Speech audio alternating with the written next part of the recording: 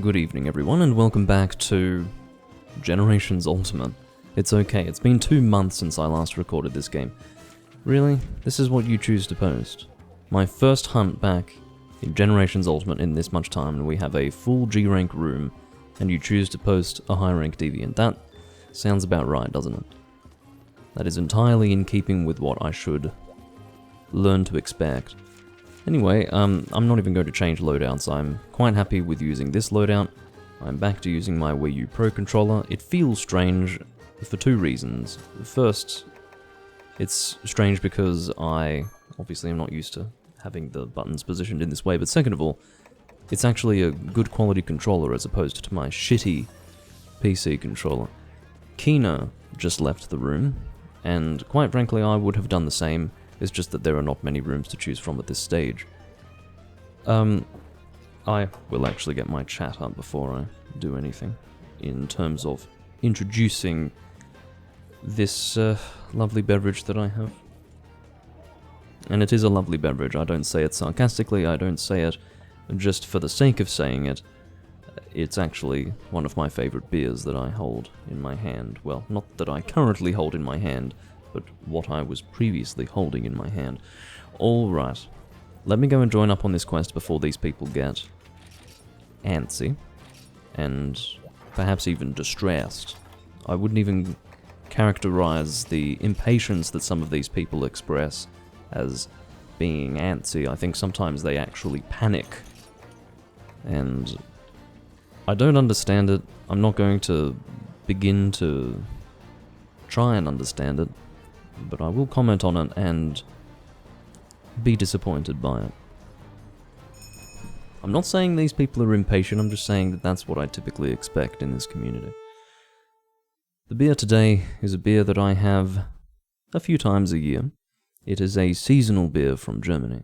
Seasonal as far as, well, the season is autumn in the northern hemisphere. It is Echt Schlenkerler Rauchbier. Rauchbier, I can't... in case you needed clarification, I'm not German.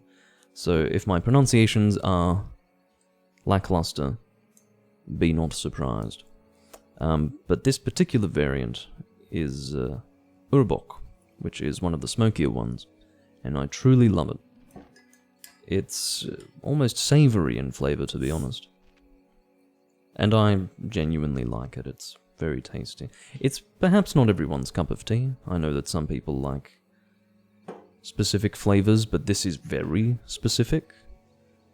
And unless you really enjoy smoky beverages, like quite smoky beverages, you may not take a shine to this beverage at all.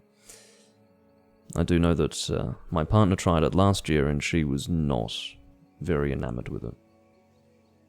She didn't tell me at the time because I think she wanted to be polite about it, because I basically said it was one of my favorite beers, but after the fact she said, you know, I didn't really like that. And I was like, oh, okay, fair enough. But she likes sweet things, so there you are.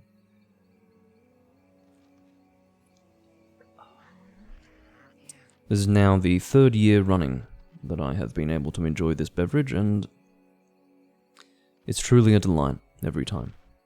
I drink it out of my Westvleteren 12 glass. It's a small glass which encourages the slow consumption of whatever it is that I pour in it.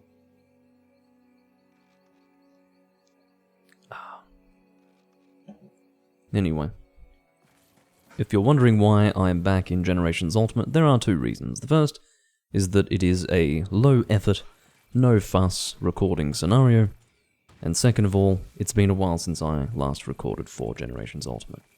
As much as I find it to be less enjoyable than other Monster Hunter games to play, I do know that most of you seem to enjoy watching me play it. It's never failed to be well enjoyed or well received among the people who watch me, so there you are. And perhaps some of you would find it easier to identify with what you see on the screen. I do know that not all of the people who watch me actually play traditional Monster Hunter. This here is more modern Monster Hunter. And so maybe they get a kick out of this in a different way to that of the more traditional games that I play most often. That's not to suggest that one is better than the other, but it is to suggest that it offers a different sort of entertainment. Which means that having both actually presents some nice variety, I would imagine. I will ensure that I pay attention to my heat gauge. Well, when I say pay attention to it, I mean actually take the time to raise it. It's important to do that when using a gun lance in this generation. Oh, I helped, guys. I helped a lot. I just remembered that it was high rank, but come to think of it, we could have departed with 4, we did not, so this arrangement is actually better. If we're going to be hunting a high rank monster, I would rather not have a full G rank team. That's a little bit absurd in terms of damage output. Alright, let's locate the other one. Presumably they are together at the same time, they certainly are. It feels nice playing this for the first time in a while. Not just on this controller, which is, as I suggested before, a much more modern and... I shouldn't say modern, it's not about modernity, it's about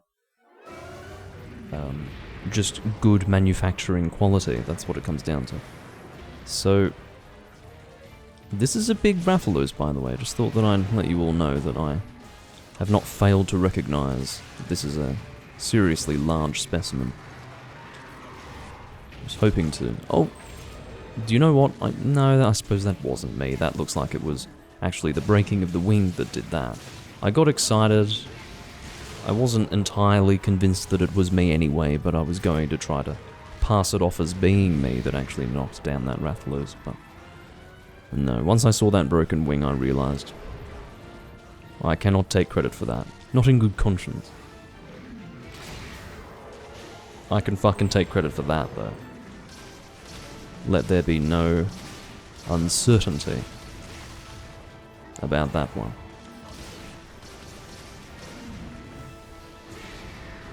Oh, God. I don't know if I can shield this. This may require guard up. It requires guard up, I think. Either that, or I was flinched by something else, was forced to drop my guard, and then I got hit. I didn't quite see what was going on there, and I do confess that I don't have much experience in hunting this monster. There are certain deviants that I just don't hunt very often, and this would be one of them. I would say that I've probably hunted him 10 times. 10 to 15 would be my general guess.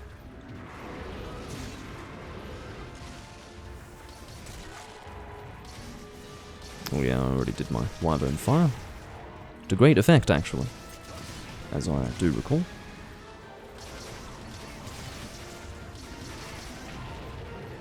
But yeah, as I said, feels good to be back in this game. Very smooth. Very smooth.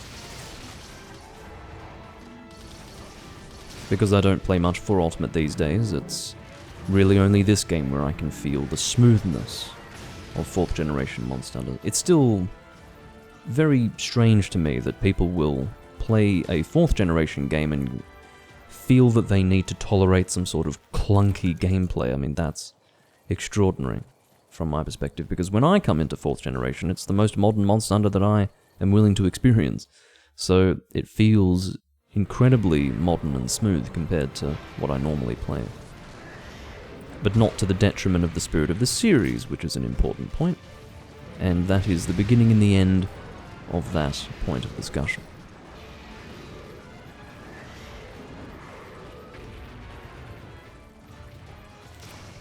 And that is a dead Dread King Rathalos.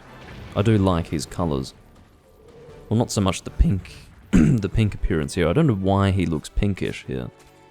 He normally doesn't have that pinkish look. It's more of a rusty red colour. But there must be something causing that pinkish iridescence. Because you can see he's actually glowing pink. I'm not too sure. It's either that or I'm used to fighting him in the volcano, and because it's the volcano, it's actually quite reddish. Like there's a red glow that probably covers the monsters anyway.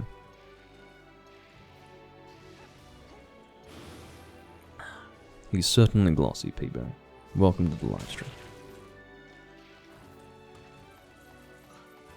I'm actually live at my usual time, but for some reason I haven't recently recorded at my usual time, so this has probably been a little bit of a curveball for the audience, the live audience that is to say. So hopefully I can get a few people coming on. We shall see. Yeah, quite frankly, the colour of the materials here in the reward screen is usually what I would associate with Dread King's scales. That sort of deep reddish, or earthy red, rusty red, whatever you want to call it.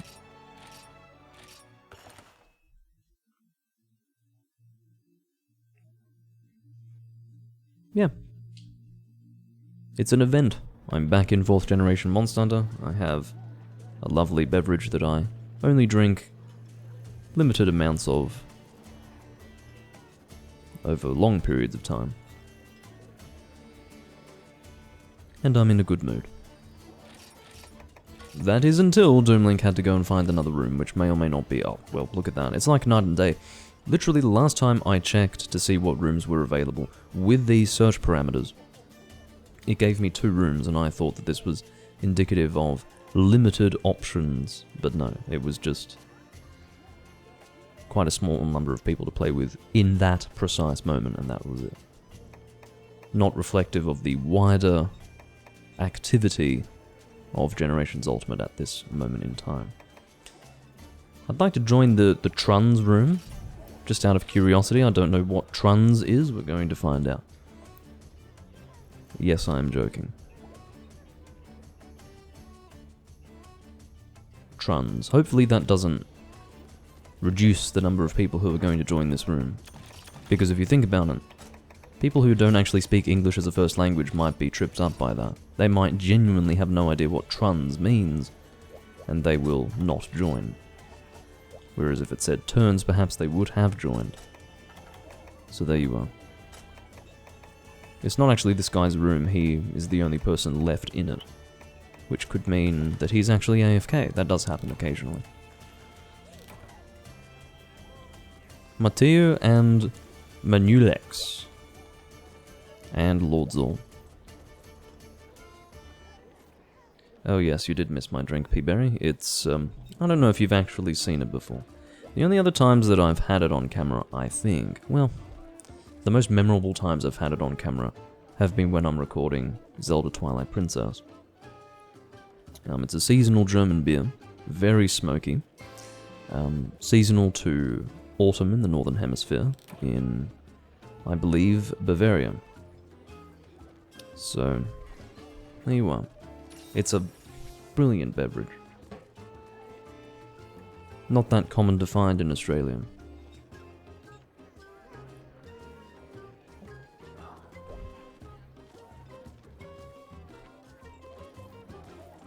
It seems that we have a full room, and it also seems that the guy that I was concerned might be AFK is in fact not AFK.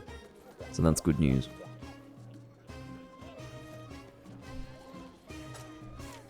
What the fuck is going on? Is it let's all do low to high rank deviant day?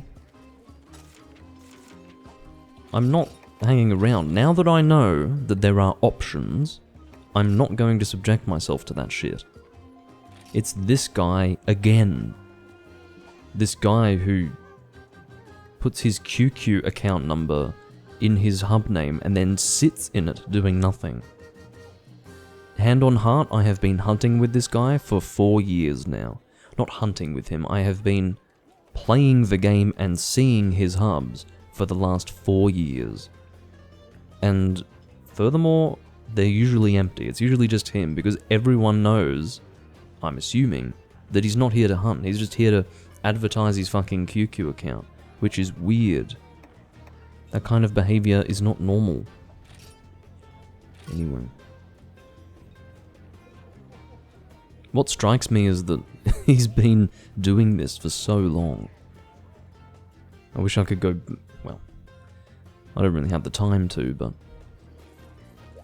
if I had the time to, I'd go back through all of my old recordings and see just when it all started. Well... can Fox Sin even join? Oh, for fuck's sake, I don't think I would want Fox Sin to join. This is atrocious. That loadout at HR 10 is thoroughly unacceptable. He wouldn't have been able to join anyway, it's an HR 13 requirement. Raven's Claw has posted Lao Shan Lung. I will join up. Because... we're released until Bardock leaves the room, upon seeing that it's Lao Shan Lung on the board.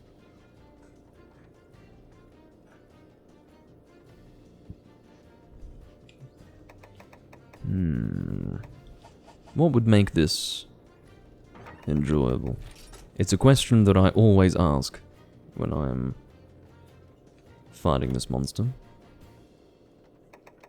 We could use Lance. I almost never do that these days.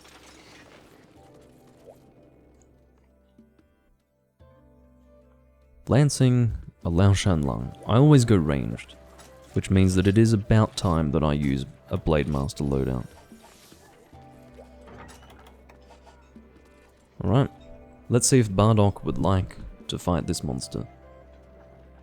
For those who don't know the lore, and there is lore associated with this now, nobody wants to fight this monster in this game. Nobody. You can imagine why. But the best way for me to evaluate and assess the... well, okay, we'll just say characterize. The best way to characterize this community, to summarize them in a nutshell, is impatient and focused on instant gratification. That's just what they're like, and quite frankly, that's probably what most online gaming communities are like right now. This monster is none of that. Yes, it's a faster hunt than it was in first and second generation, but it's still very slow. And nobody has any desire to hunt this thing. Never seen that spear before, says Raven's Claw. Well, admittedly, I don't see many people use it either. It is an old weapon design from 2nd gen, I believe. I don't think it was in 1st gen. I'm gonna say 2nd gen.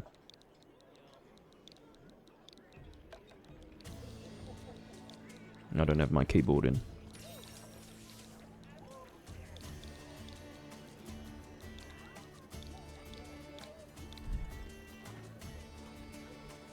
Shockingly, Shu is willing to do this quest. I don't know what's happening with Bardock. It is his room and we've effectively taken it over. Who knows if he even wants to do... oh, Shu is hopefully changing his loadout. Oh, I can see that he's probably AFK. It looks like he made the room and then went AFK and still hasn't come back. So we have well and truly taken over his room. We might have to just cut our losses and depart without him, otherwise he may not actually want to do this quest, and then we'll demand that we do something else or that we leave. You never know.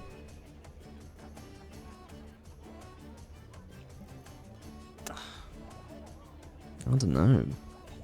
I don't know if I prefer Lao Shan Lung to Zora Magdaros. Do you mean what's the monster? Oh. Lao, LOL.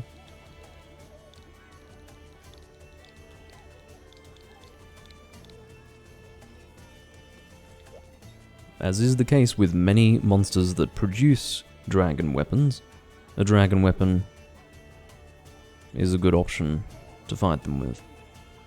In other words, their own weapon tends to work well against them.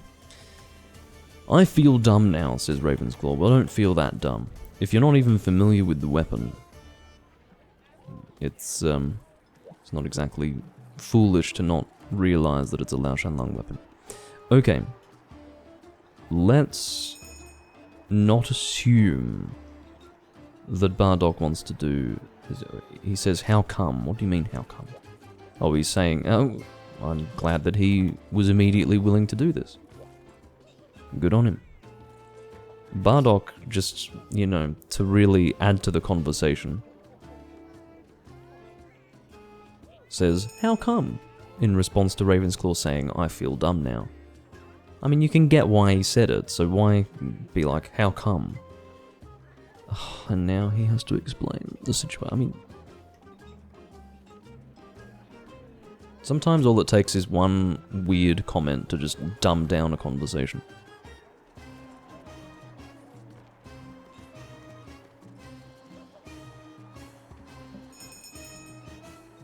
Bardock didn't even have a comment to make after that either. The situation was explained to him and his response was, let's hunt now. Anyway. Lao Shan, long time no see. Ha ha ha ha. Cue the studio audience laughter. I wish the quest names weren't so ridiculous in this game. Some people like them. They think they're just harmless fun. I find them to be very stupid. So, that's just me. Maybe I'm a joyless, humorless individual. But, yeah. It doesn't even quite approach dad joke territory, because I find dad jokes to be at least a little clever sometimes. Not funny in and of themselves, but at least clever. These jokes aren't even clever. They're just stupid.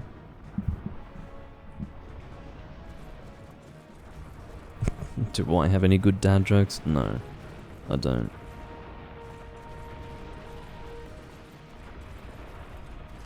I have some very offensive ones from when I was younger, but that's about it. Those are the only jokes that exist in my head.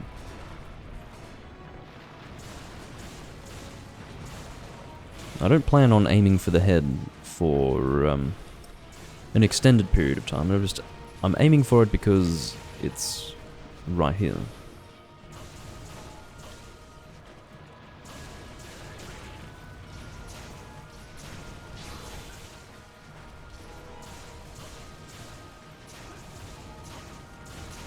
It is tempting to aim for the head because it's...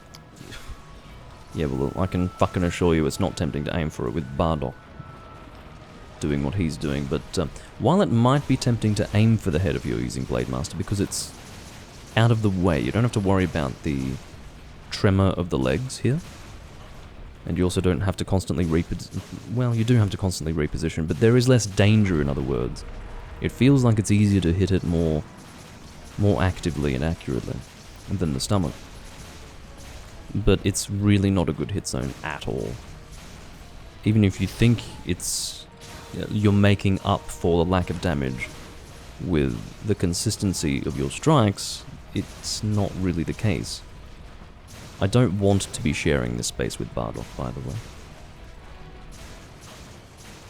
You can see why Lance is a good choice. It's because you can actually back off. You don't have to actively take the time to move out of the way. It's actually part of the combo of your weapon. Fuck this guy! You can actually use that greatsword without swinging it around and hitting me. If you just focused on regular charge attacks, it would be a lot more friendly towards me.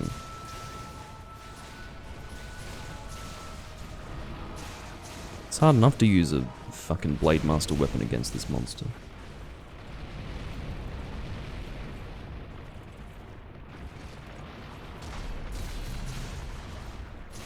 Surprisingly, there was still something for me to counter there.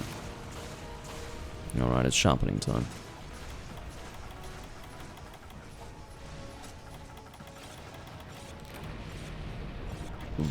Why? How did you... Where was Shu?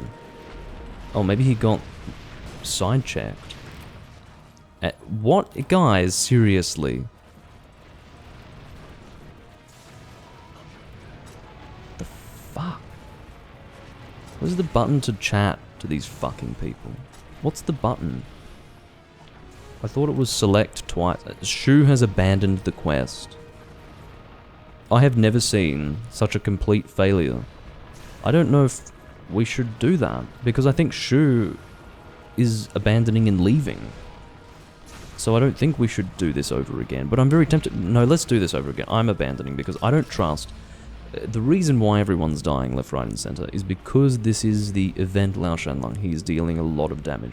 We've just had 2 deaths in the first 2 minutes or so, 2 to 3 minutes, and it's going to be about a 20-minute hunt. So I quite frankly don't want to run the risk of wasting our time. So I have abandoned. Did Shu post it? Yeah, you're right, actually. Sorry, I haven't been keeping track of people's names, so... I'm glad that Shu abandoned for the right reasons. Oftentimes in this community, when people abandon, it's not to try again, it's because they want to leave in a huff. Because they're bad sports about it, usually.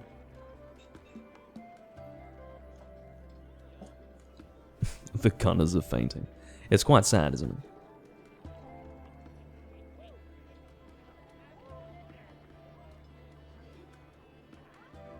The question is, what are Bardock and Ravensclaw going to do? Are they going to waste their time by continuing to hunt the monster?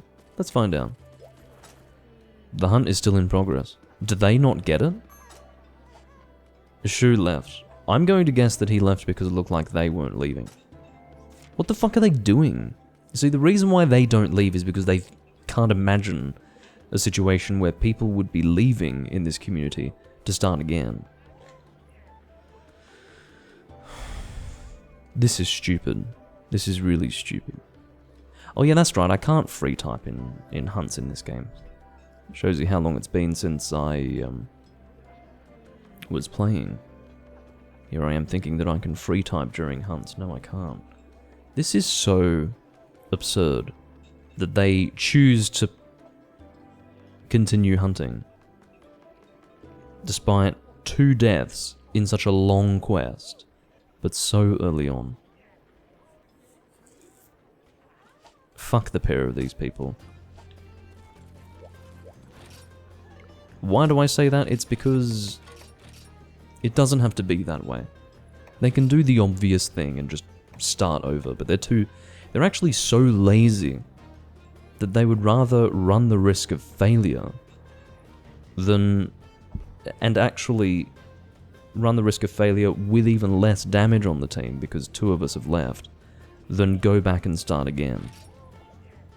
And that's with the understanding that they're actually in it for the long haul. It's going to be a long hunt.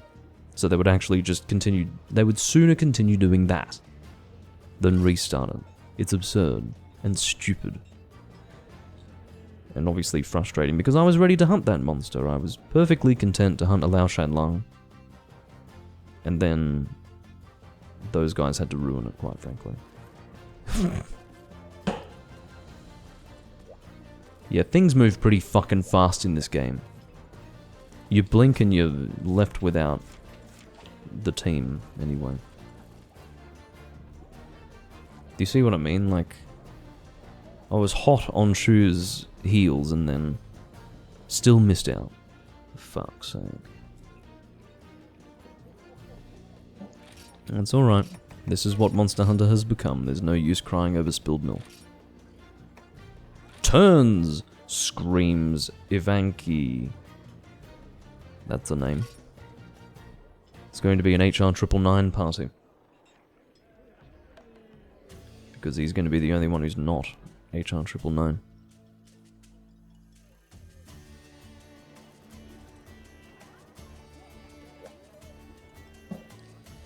Natalie has left.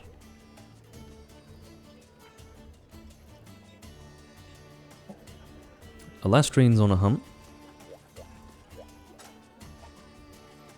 Hopefully not for much longer. Didn't think so. Actually, let's check the flight attendant. I got an airship ticket. Goody. See, I'm so used to having to manually put it in my box. Hello, welcome, says Ivanki. Yeah, hi.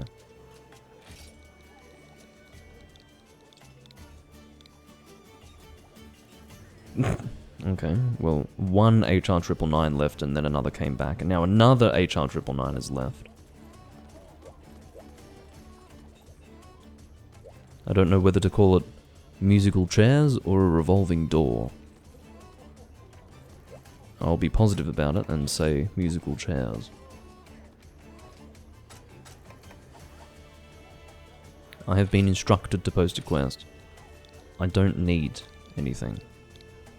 Choose any quest you like. You're HR 494. Take the opportunity to post something. You can reach HR 494 in as long as it would take to, I don't know, have a morning pierce.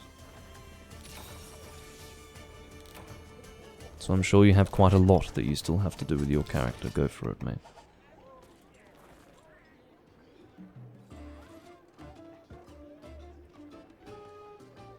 I can feel my mood progressively beginning to sour.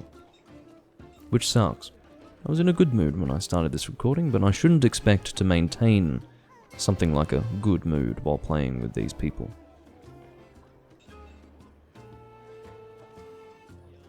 I shouldn't expect something like that.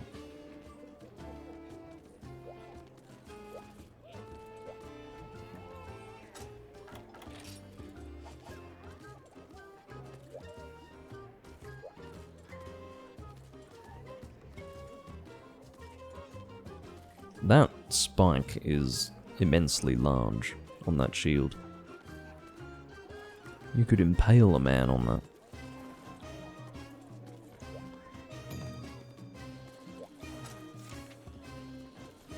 Okay. At least it's G rank, that's a good start. Common elemental weakness? Fire, I suppose. Well, that's with the understanding that Volvidon's not weak to fire, but... let's just go raw. I will go raw switch axe.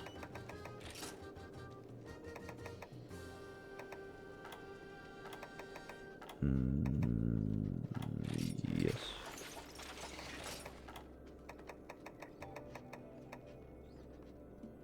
Giganto Dasher. I don't often use this, so I thought it might be fun. I usually put Demon right up there and then Translash below. Typically how I do things.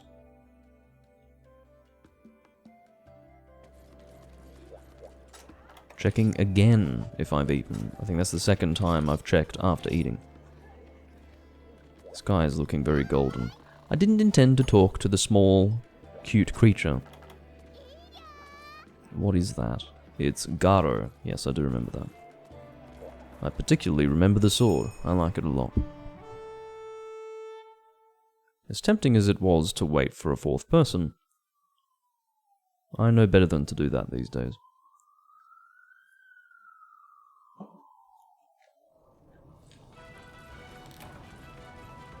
Besides, I think it would be a more enjoyable hunt with 3 people.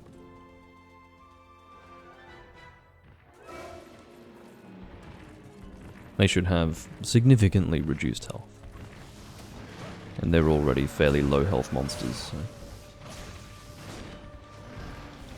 Now why was I able to deal KO damage? Does this thing have an exhaust file on it?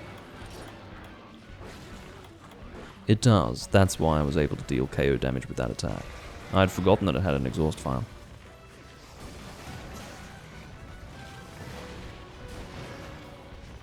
I'll just reload it now. After coming from Monster Hunter Tri, I can tell you that the heads-up display for the Switch Axe is so ugly in this game.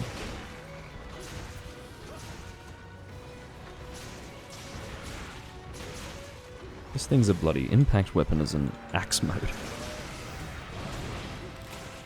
For fuck's sake.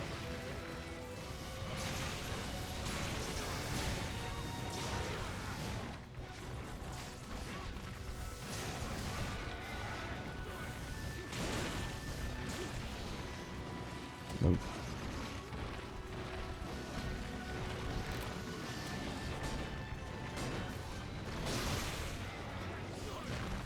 Danger zone. I could have actually evaded that, but I was being very lazy in that moment. I think I just witnessed an Arzuros getting its ass whipped by the tongue of a Volvodon, which is a special kind of viewing experience. It's unique and memorable.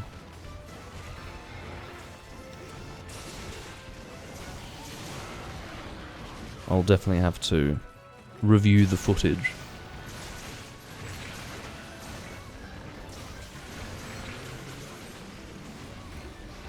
And there goes the Arzuros.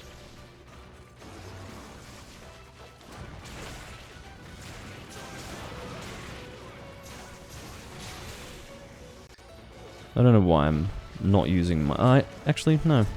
I know precisely why I'm not using my Hunter Arts. It's because I'm not used to them being there. I'm going to not be able to get most of this off, I think. Unless... Oh no, I've got a little bit of it off. Probably 70% of it.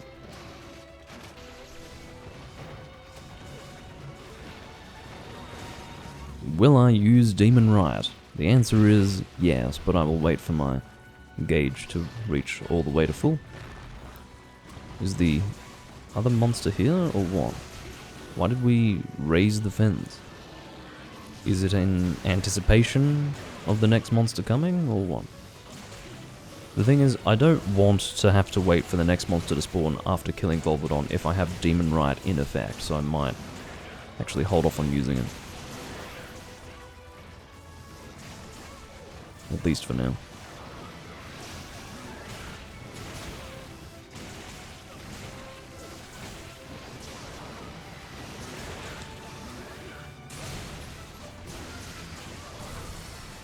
There we go. It's Barov. Hello. Big, muddy creature. He must be so upset that he can't writhe around in the mud in a locale like this.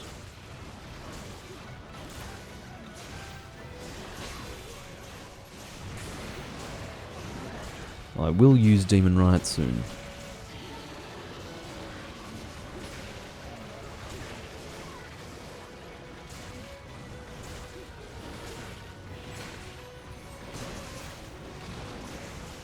I almost feel bad for this barrel.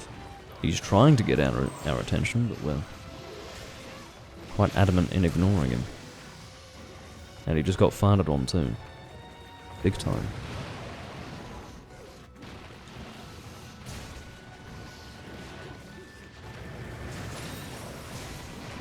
Oh, fuck. Actually, if I... whatever. I was thinking that if I jumped off a ledge, would that... No, I don't think that does get rid of your mud or snow blight. Which is interesting. And annoying. But anyway.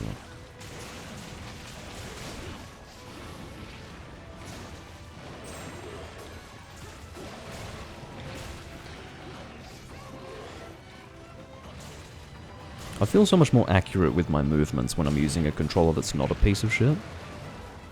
It's really pleasing, actually. I keep directing everything to my right so that it goes into the diaphragm of the microphone. I'm trying to avoid that. I don't want to do that because I want plosives to not be there. It's really stupid. I don't know why I do it. It's just a strange little habit that I'm in.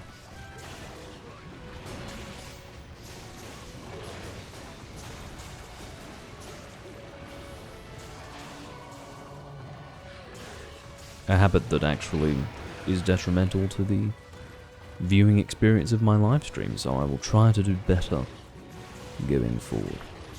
Oh, I have no reason to be in axe mode at this stage.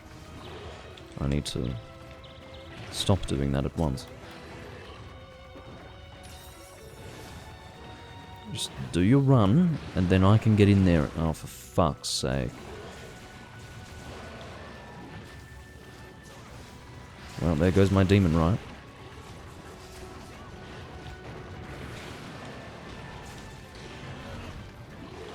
I'll play it safe and heal. It's the sensible thing to do.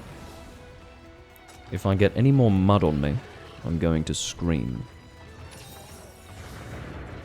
I'm I'm not in the mood today.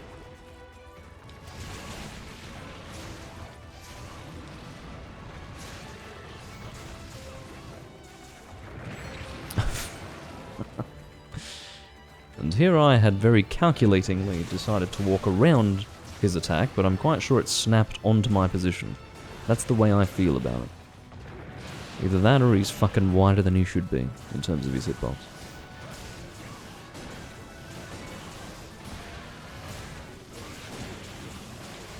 Are you tired yet? I'm using exhaust coating, you must be tired by now. I think exhaust coating, all it does is give you KO on all of your attacks. I'm quite sure that's how it works. It doesn't actually have some sort of exhaust like a coating would, or a shot. It's not that way.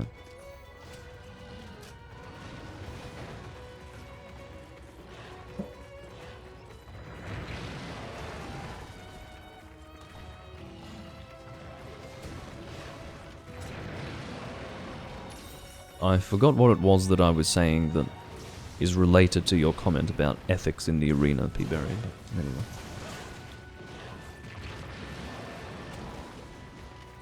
Every time you capture a monster, that monster goes to the arena. Doesn't sound very ethical to me.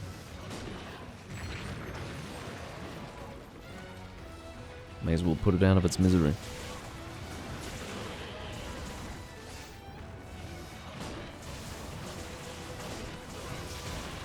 Oh.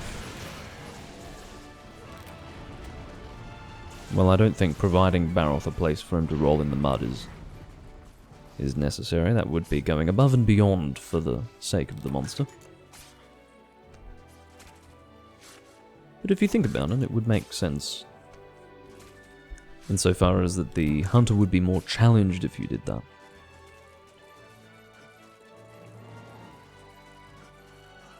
Could be a good thing. Could be a win-win for both parties, the Baroth and the people organising the arena.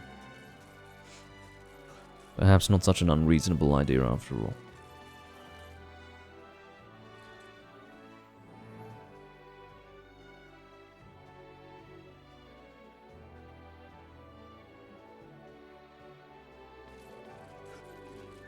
Well, I didn't mind that hunt. That was reasonably interesting. Something that I haven't done in recent memory, actually. And I also got to see a Volvidon tongue spank. No, sorry, it was... Yes, it was the Volvidon tongue spanking an Azuros. That was lovely. Not something that you can usually say. I don't think that it's possible to use the term tongue spank in any other situation. I mean, how could a person possibly use their tongue to spank someone? Volvidon can do it. That's what I mean. Is the sort of phrase that can only really apply to this situation. It's a special kind of phrase in that way. I don't know why this Ivan guy has to say hello, welcome not once but twice when he greets people. I thought it was a mistake. Okay, he's done it 3 times now.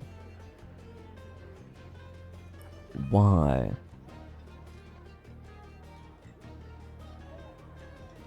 He really wishes them welcome. Or he really welcomes them. It was a rather unnecessary verb that I added in there.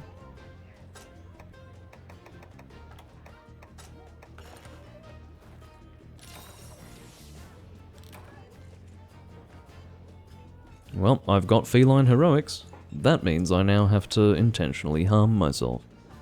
No, it doesn't. I'm not going to do that.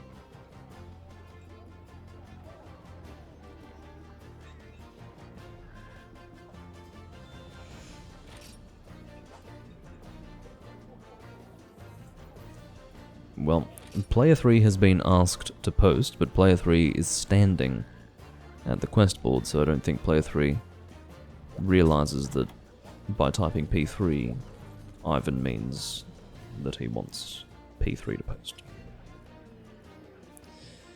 Oh, goodness.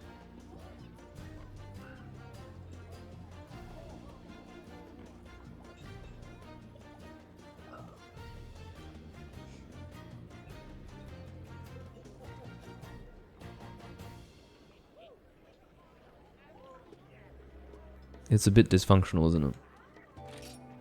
Just type it out, just say berserk post. Or we can just stand here and, I don't know, zone out. Listen to the music of the tavern.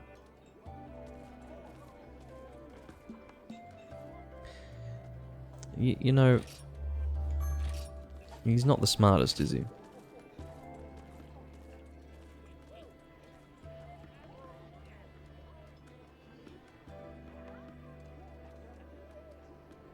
If someone doesn't understand what you have said, general best practice would be to rephrase it, not to say it exactly the same way a second time. P4? He's given up. He hasn't even made an attempt to explain the situation. It doesn't matter. I would imagine that Berserk doesn't want to post anything anyway. Anyway. Can we just... This is actually quite funny. We are a full group of HR 999s, except for Ivan. But do you know, we've now had 3 people, including Alchemist, that are not myself or Berserk, join this room, that are HR 999. When I joined this room, there was someone in the player 4 slot that was there and then left. And then there was someone who joined, who was also HR 999, I believe, and then left. And now, or whatever was going on, basically 2 other people have left that were HR 999, and now we've got another one, so I'm not sure what it is about this room that's attracting all of the HR 999s, but they're around. We'll definitely put it that way. They are around, and I am one of them, and I don't really know why. I suppose I've managed to play long enough, but it doesn't take long to get HR 999 in this game, as I mentioned. Well, there you go, there's my answer. That's why there are so many of them. It is because it is so easy to reach HR 999 in this game that you are more likely to run into them. Now, are we going to be doing that quest? The Chaotic Gore Magala, or has it changed? I should double check at this point. I have been thrown curveballs like those in the past, where I've actually made some painstaking selection, only to realize that the quest has changed. I think I just saw a giant Naviru, or rather a normal-sized Naviru with a giant head, which actually, quite frankly, is a standard Naviru, so I don't really know what I'm trying to express here. I think fire is the element that we want, isn't it? Or is it dragon for chaotic? I think it's dragon for chaotic, but I will double check. I don't even remember what the name of the armor is. Oh, I think I'll be able to recognize it by seeing it, maybe. Chaos, there you go. So, it seems that dragon and fire are both appropriate, so I will go with fire. Because the sooner I join this quest, the sooner these people will be able to depart on their quest and not become irate at the fact that they are being forced to wait 30 seconds for me to join up on the quest.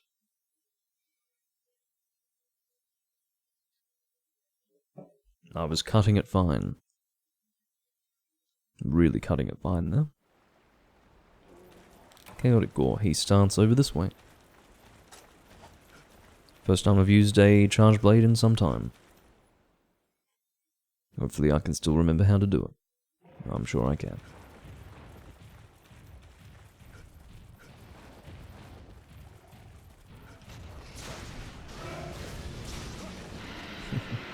Didn't quite manage to get that second of 2 strikes off on the face there. A little bit disappointing.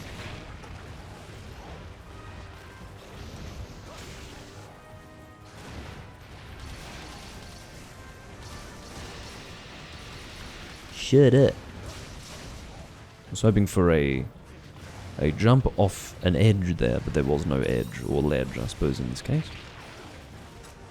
Ledge is the better term. This guy is shooting at practically point-blank range with his Pierce weapon. As is usually the case with Pierce gunners, they have more damage than sense. They don't know how to use their gun, but what they do know is that Pierce ammo goes drrr, and monster dies.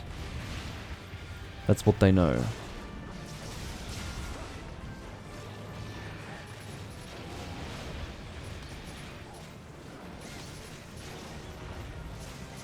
He's struggling to even shoot on target at this stage. Well, he's not struggling to fucking hit me. Sorry, I have a bit of a problem with Pierce Gunners in this game, in case you hadn't noticed, but perhaps it's not unclear as to why I have a problem with them. I think the circumstances demonstrate that sufficiently. Ow. A Hunter Art auto shout guy. I hadn't even noticed, actually. And the reason why is because people who use auto shout Hunter Arts actually cause the chat section to be so pointless that you start to ignore it automatically, which is really sad. Comments posted in there should not be so pointless that you naturally start to ignore it, as I am doing. But anyway. That is the situation.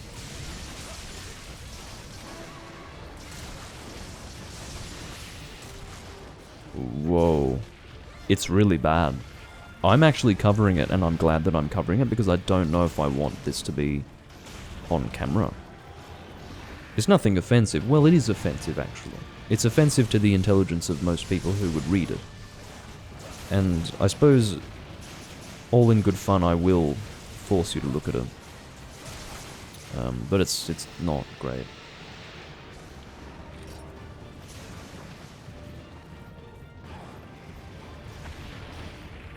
Actually, maybe that is offensive now that I read.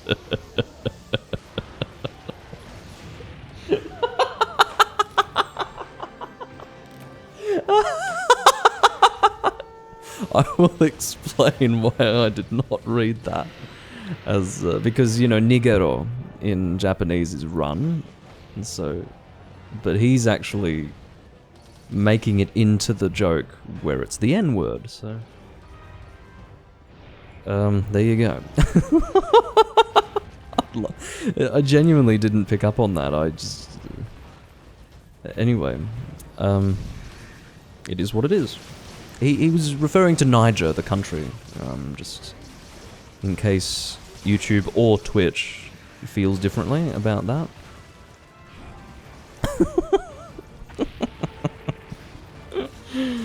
Oh dear.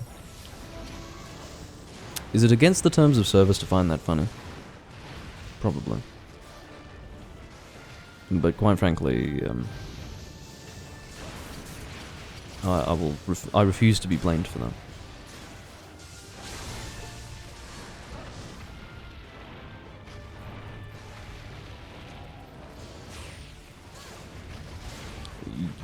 Okay. I found myself in a vulnerable situation and thought that I was going to have to deal with an oncoming chaotic Gormagala. Fortunately, that is not what happened though.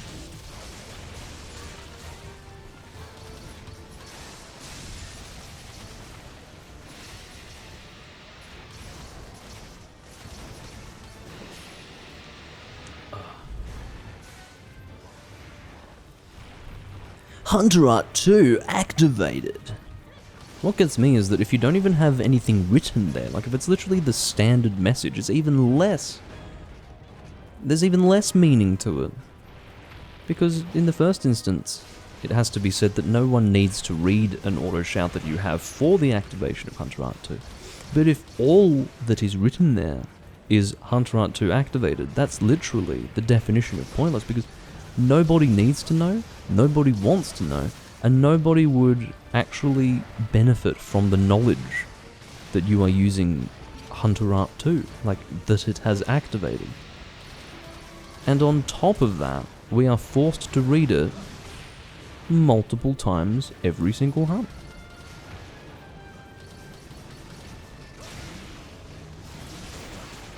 Which is offensive, actually. I find that to be offensive.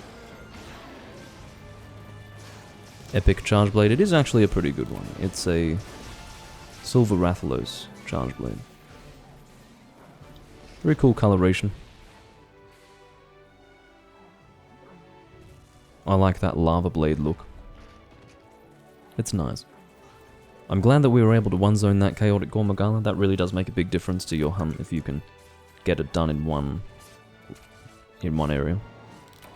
It's amazing just how much time gets tacked on to a hunt when you have to pursue the monster. So yeah, that was pretty good.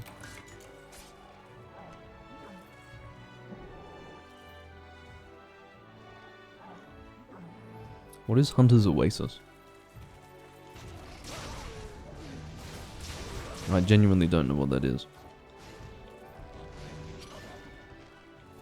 Stop sniffing and die, pink creature. Why does it take this many hit? Purple sharpness, hello, well not purple. It was white, but white sharpness, G-rank weapon. Can't believe it. No. Oh, yes, yeah. I know what that is.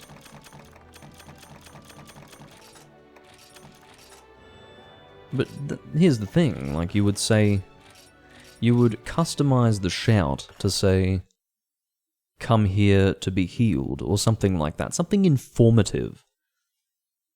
You know? That's my point. If it literally says the default message, it has no business existing. And that's with the understanding that it has no business existing usually if it's edited as well.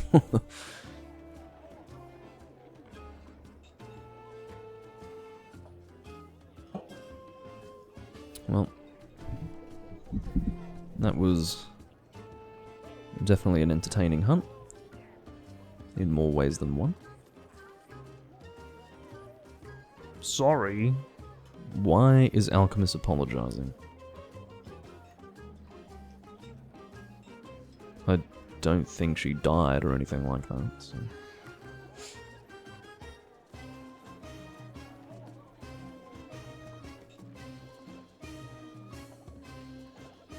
It's a mystery.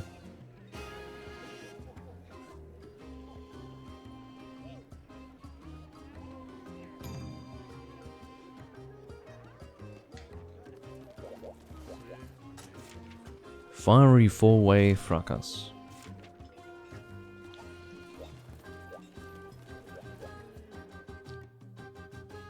Are they all weak to... I think they are all weak to water, so... Let's get Water Light Bowgun. If you wonder why I do not use Elemental Light Bowgun as frequently as I probably should, it's because I have overused it. It's so much fun that I actually don't want to overuse it at all. Or I don't want to use it very frequently anymore, lest I become thoroughly sick of it.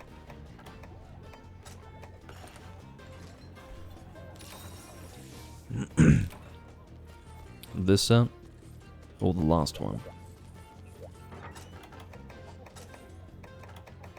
Because this set's pretty cool too.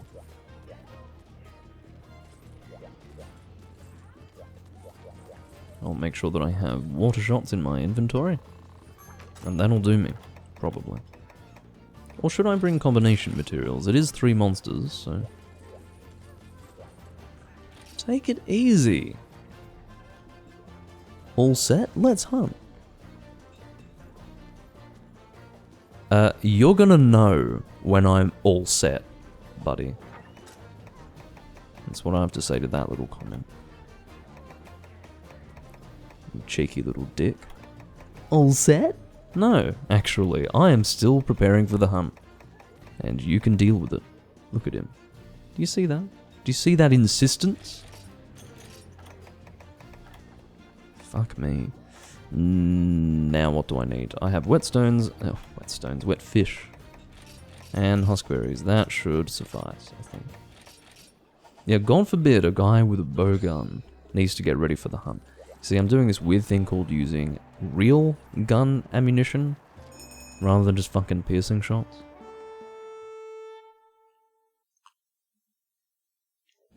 Yeah, Hunter Art 2 activated. I'll tell you what's been activated. Me. I've been fucking activated by that comment that he made. Because I've seen so many different permutations of that fucking comment. So many different versions of it. And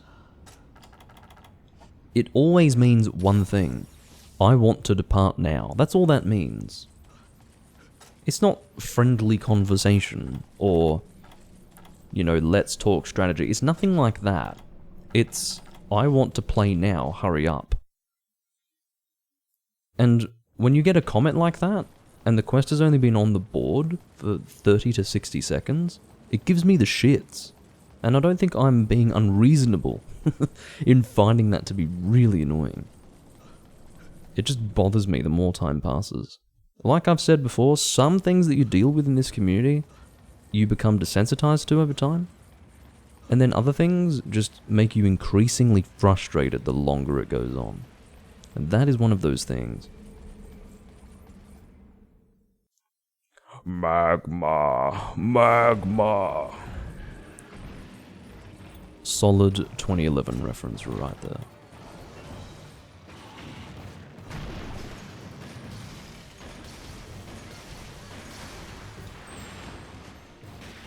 I'm starting with Pierce Water level 2. I'm not really too sure how I want to distribute my ammunition. That's something that I actually have to consider, whereas the guy with Pierce just sits there shooting his gun and then the monster dies, so there you are.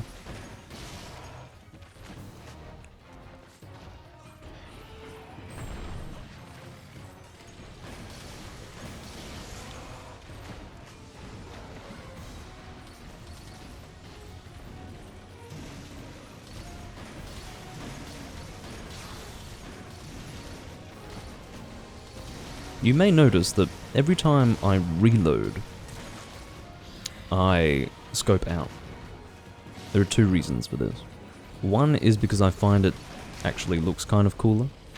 Like, for presentation purposes I do that. But I also do it because it makes sense to not put yourself in effectively a tunnel-visioned scenario when you don't need to be. You can get a moment to look at your surroundings, maybe see if there are any small monsters around that are on the verge of beating your ass. Things like that. That was quite cinematic, good knockout.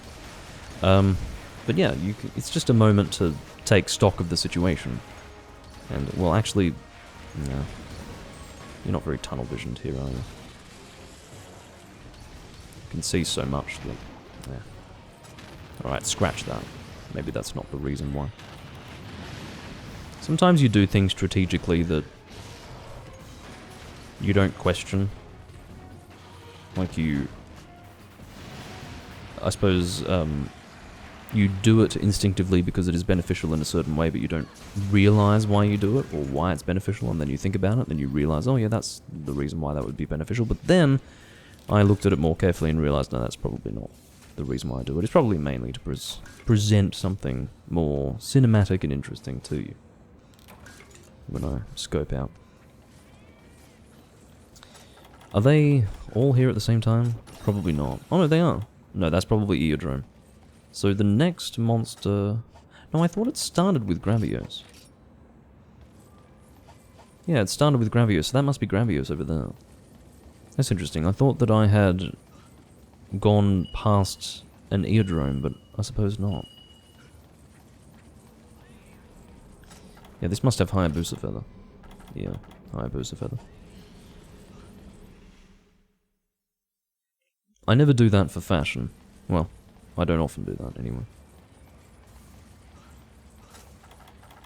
I will paintball the elusive Gravios that apparently only two of us know how to pursue.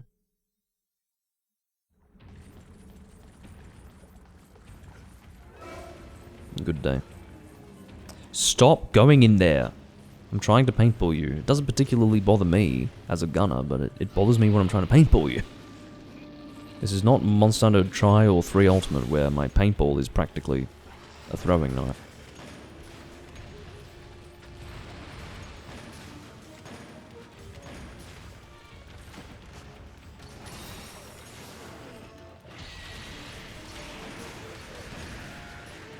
I will use Bullet Geyser to evade anything that's coming my way that I can't roll through normally.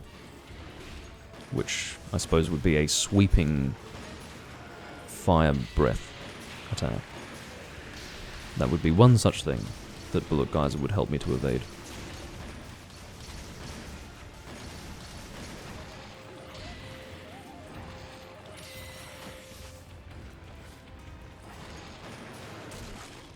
I was ready to get out of the way of that. And I would have been able to because I was prepared. But he was flinched, which was good. Oh, he's rolling. That's dangerous. Oh, shit. Can't even see quite where he's going with that. It feels so strange to fight a Gravios that moves like this. So many attacks that are just totally different to what you would expect to find in an earlier Monster Hunter game.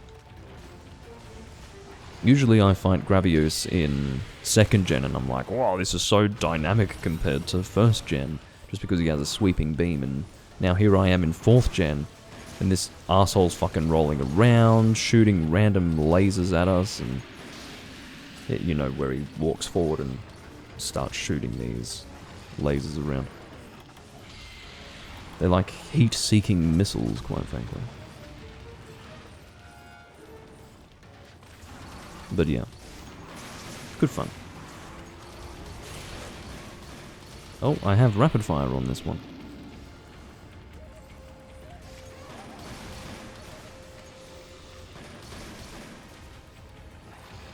Now, Peaberry, we don't need to consider realism.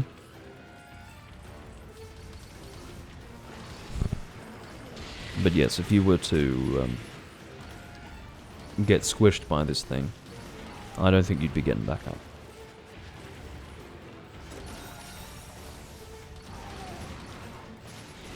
Whoa, that tail is dangerous. Let's kill him, yeah. I had a feeling we'd manage to do that. Are we getting actual calves, or is it mega potions? We've been given a pretty forceful good job from Ivan. Again, he does not communicate with single shouts. That would be unreasonable. He sends multiple each time. Multiple of the same one, I should add.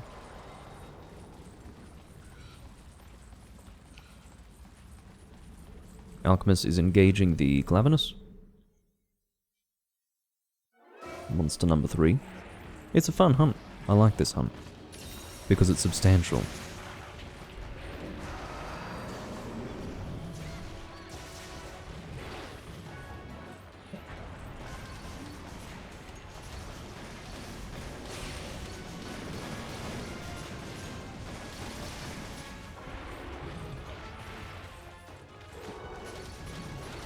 You keep away from me. Tempting as it might be to bite my head off, I'm going to ask you to restrain yourself.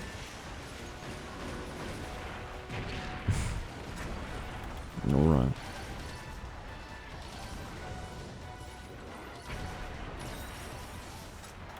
Hey guys, how goes it? Are they calling for Mummy? Where's the one with the big crest? Where is our leader? Well, he can't spawn because there's already 3 monsters here in this quest. Yeah, it is the Peanut Gallery. They're very noisy and disruptive.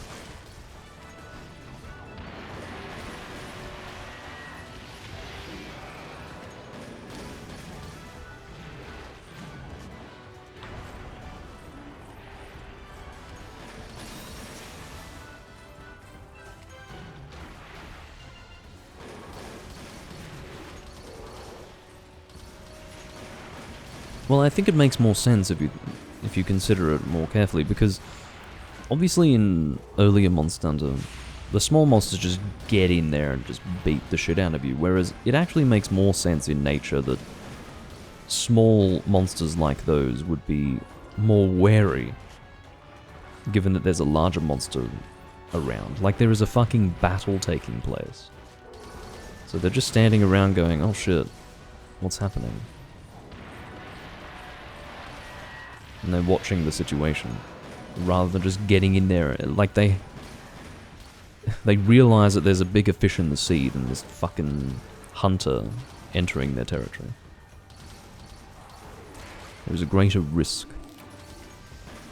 So, yeah. While it is easier, it does make more sense.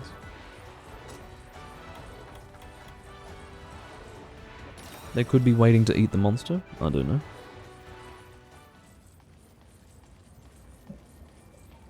I think it's more that they're comfortable where they are, but they're not willing to get involved.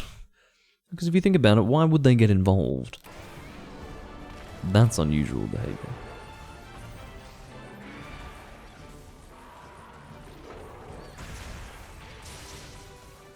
Oh my fucking god.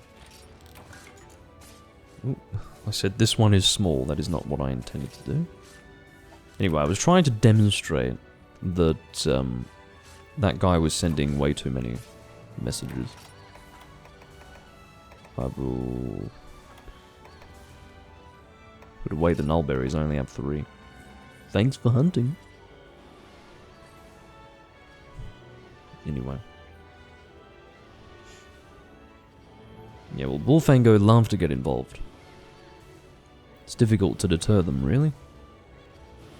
And getting involved is in their DNA. And that's putting it mildly. Can I help you?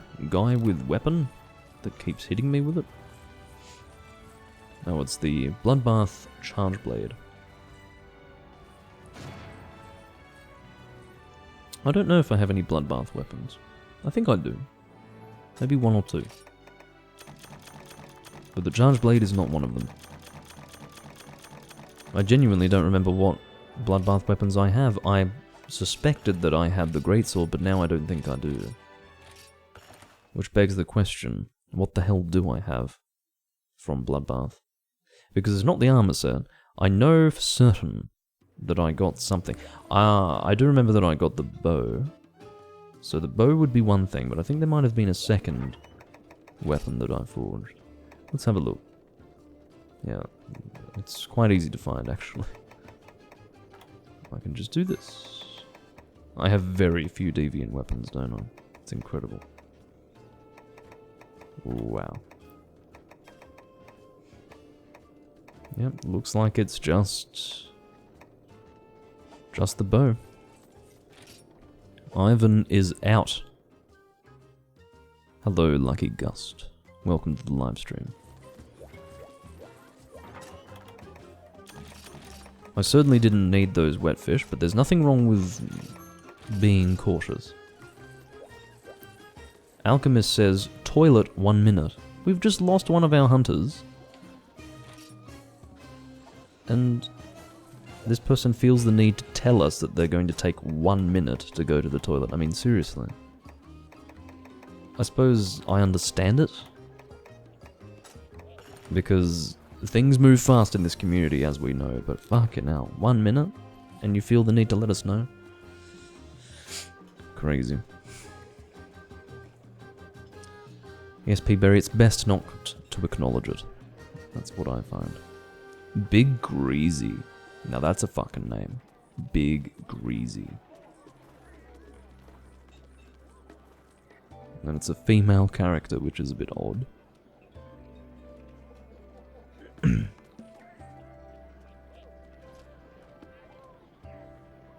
I'm sure you're fixing to do something, though.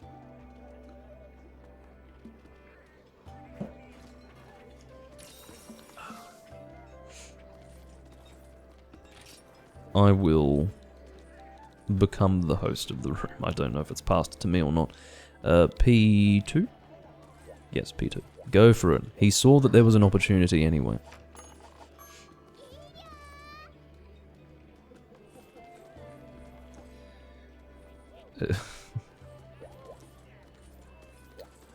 The context is that Nagaku-ka in the chat is rather silly. That's really all there is to it.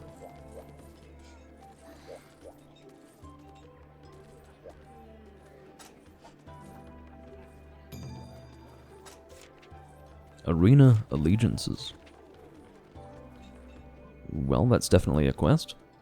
It's so random to have one of them be hyper. Like, why a Najarala? Specifically.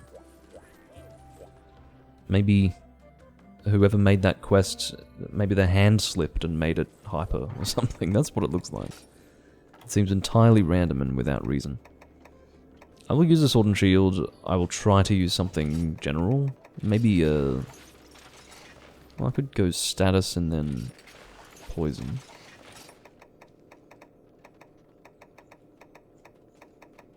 What the fuck is this? Zin's Trials. What's that from? How do I even upgrade that? What does that use? What even is this? I don't remember forging this. What's it for? Must be my raw sword and shield. Yeah, I think I recall doing that on camera, actually. Unfortunately, I haven't fully upgraded it yet. Perhaps in time I will.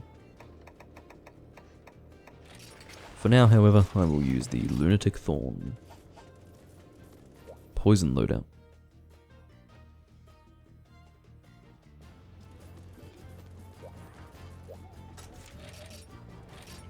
Yes, well, the unpleasantness of the pronunciation of your name is entirely unrelated to me.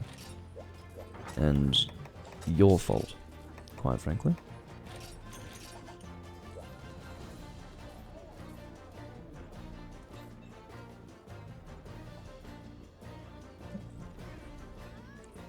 It's not my fault that you cannot differentiate between a Q and a G. That's a creepy looking loadout. Well, armor set. I suppose it's the mask that does it. Good skills though. Always happy to see someone actually running a normal loadout. You just don't see it anymore. It's entirely viable and actually effective, but no one uses it because it requires you to aim your gun at a weak point. What a just ridiculous thought. How could I possibly be expected to aim my weapon?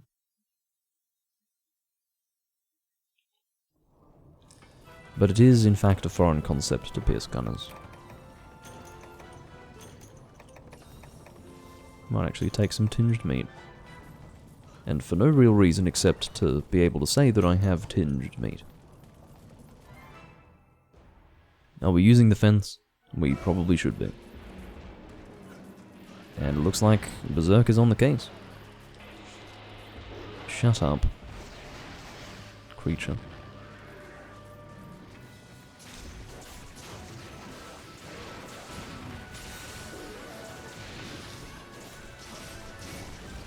Oops, very strangely, my hands actually defaulted to charge blade mechanics there. I don't know why.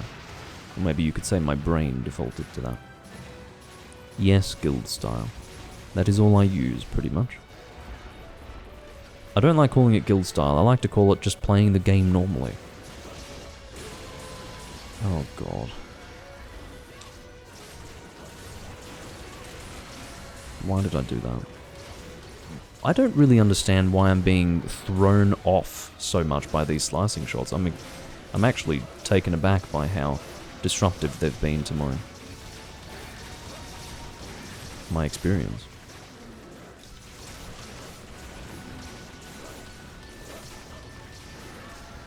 Is it crag though? I don't think it is. It looks like slicing.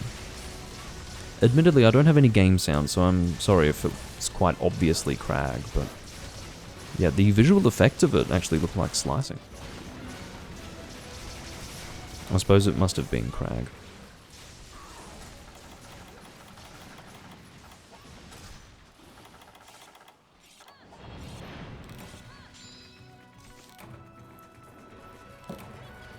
Well, there was no explosion. The stupid thing is that the force with which I was being hit away from the monster by those effects would make you think it was crag.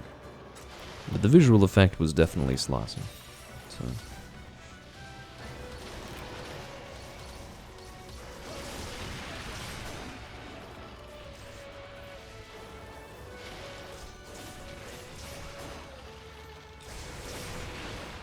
try to make sure that I'm not there to be hit. Close enough to be hitting the monster, but not close enough to be hit, if that makes sense. Which I'm sure that it does. I'm bouncing with purple fucking sharpness. Unacceptable. Unacceptable, and I don't know why this is happening. Chaos Oil.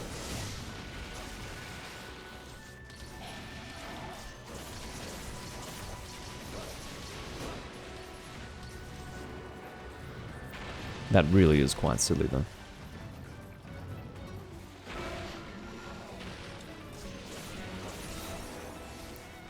We do have a Tigrex in the area. Fortunately, he did not flinch me at all. I don't think I have any... No, I do not have the ability to resist roars with this loadout. Oh my god. Yes, but still, it's purple sharpness, shit. You could be correct, I don't know. As far as hyper monsters being harder than their regular counterpart. But, yeah. Still seems inappropriate to me. That is a really annoying way to be paralyzed. It's difficult to hit the face that way.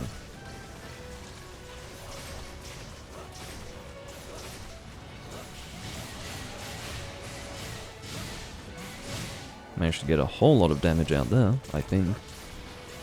What I would assume to be a whole lot of damage, at least.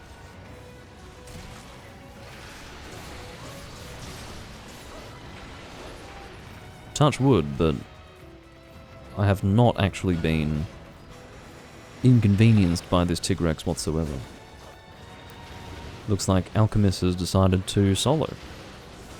Perhaps it was Alchemist's intention for it to be him and me, but that is not what's happening. I'm trying to dive, or preparing to dive at least. That was, yes. Unfortunate for Berserk, but definitely a dangerous situation. I was not about to try and deal damage while dealing with it.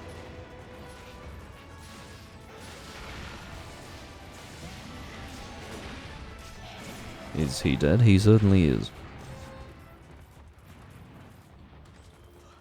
Is it worth carving? Let's find out. It is.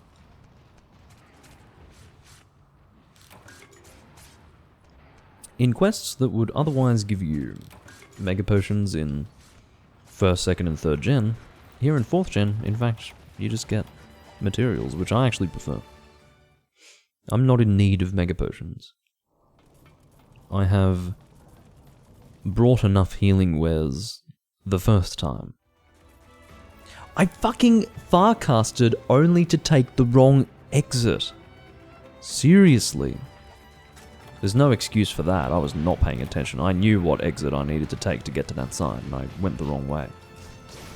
That was really stupid.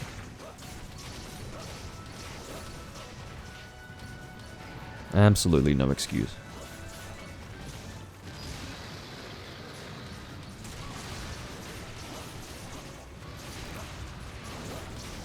I had best sharpen up soon. Oh, gross. Look who's here.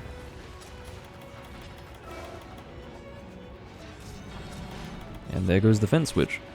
Again! Alchemist has decided to solo. Enjoy, mate. Do as you will. You can't even describe that as taking one for the team, because you can just go to the correct side, quite frankly. Because I believe there's one on... Yeah, on both the left and right, there is one on each side of the fence. So... Anyway.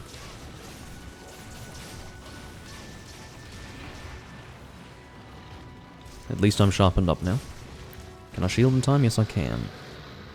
But I need to now step back and allow my stamina to regenerate. Otherwise, I will be in a really nasty situation.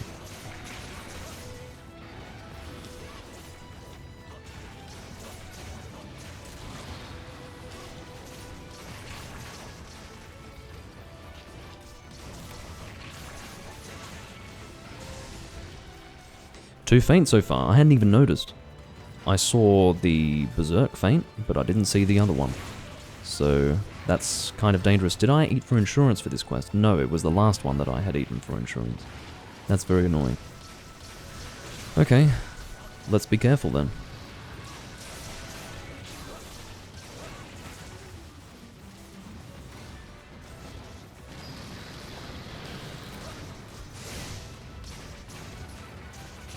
Had not actually noticed big greasy fainting. I suppose I've been preoccupied by the process of hunting. And definitely I would say the most dangerous of the 2 monsters currently in this area is this one, Mr. Tigre. So let's get him taken care of. I think he will be gone soon. Keeping in mind they do have reduced health, so they don't last for that long. As long as you are aiming for them consistently. I need to actually get life powders at the ready. Oh my god. It's not often that you see me going support when it comes to this, and I will tell you why. It's because I don't usually have anything to use in the way of supporting my teammates with healing them, whether it be Dust of Life or life powders or whatever. It's usually not in my possession, but I do carry them in this game. I think because I have so many free life powders that I may as well just have them on my person. But, yeah. I think they are going to be necessary. How's Alchemist going? He's fine.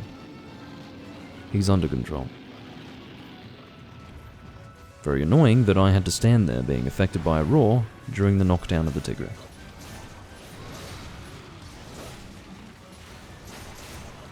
I can't shield that in time. I managed to shield that in time. This game is so forgiving.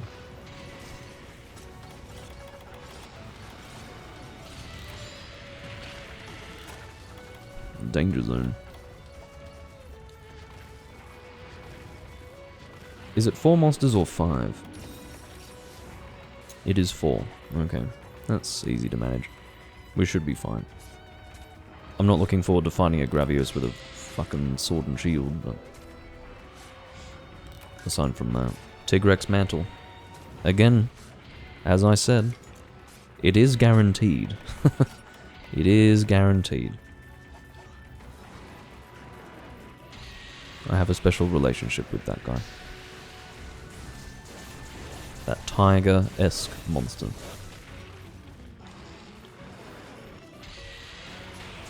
Oh, I can't shield that. Fuck. Who's pinging? You've got a pitfall trap down.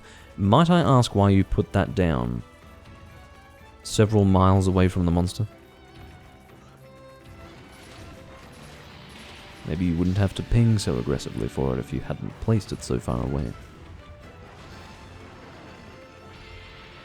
The irony of the fact that the guy who placed the trap down is in fact the one who is least aligned with the fucking trap of all the team.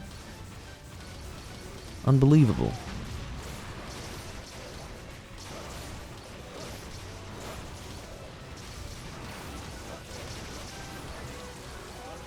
Excellent work. Excellent work. Is it beneficial to aim for the face? I can't even remember. Let's just go for it. At least we'll get some KO hits.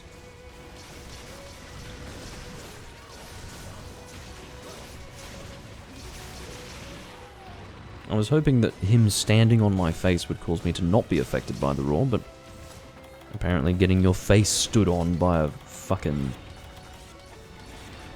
100-ton monster isn't enough.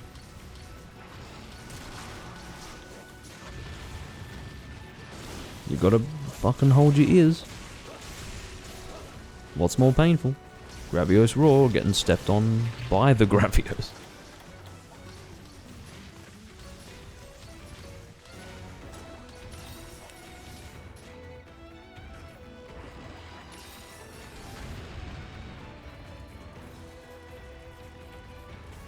What is that fucking emote you keep sending in the chat? I don't know what it's trying to communicate because I can't even see what it is. I need to actually pick up my phone and look at it more closely.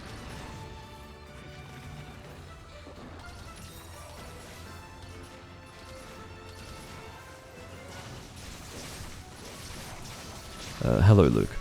Welcome to the live stream. Ow.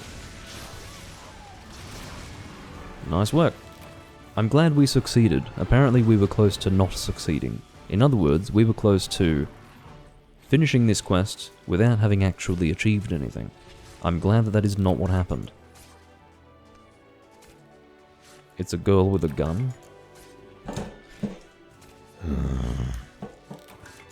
I'm assuming that was mostly off camera, but I just spilled my favorite beer, well, one of my favorite beers, all over myself.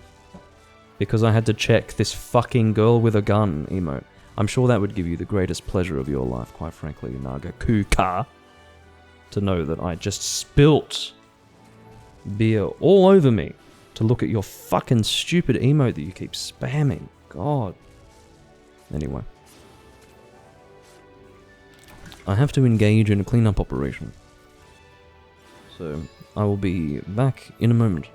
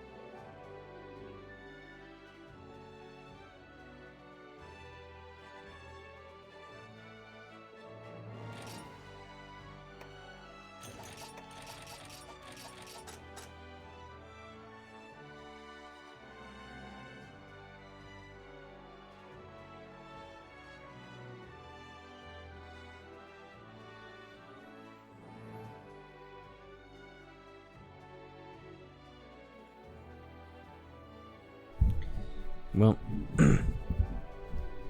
if there's one positive take home from this, it is that I now smell like my favorite beer. So, there you are. Controller, yes, do this. The last thing I would want is to damage this controller. I really like it. It's my old Wii U Pro controller.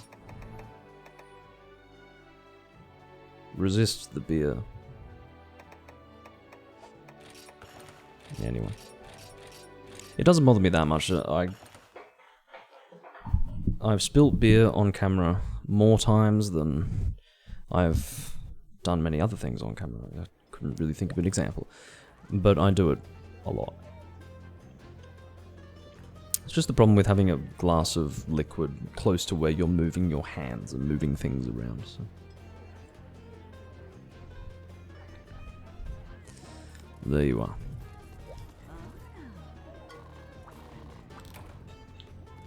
I should have just been... How should I say?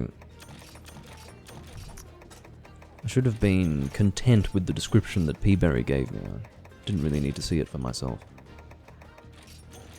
Had I settled for that,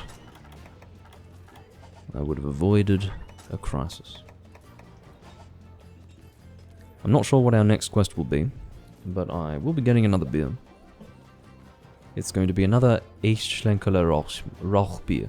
Rauchbier? I don't know, I always used to say Rauchbier, but then I just double checked and it's apparently Rauchbier. They don't pronounce the CH in a harsh way, it's sort of a soft sound. I don't know. Maybe I should be more German.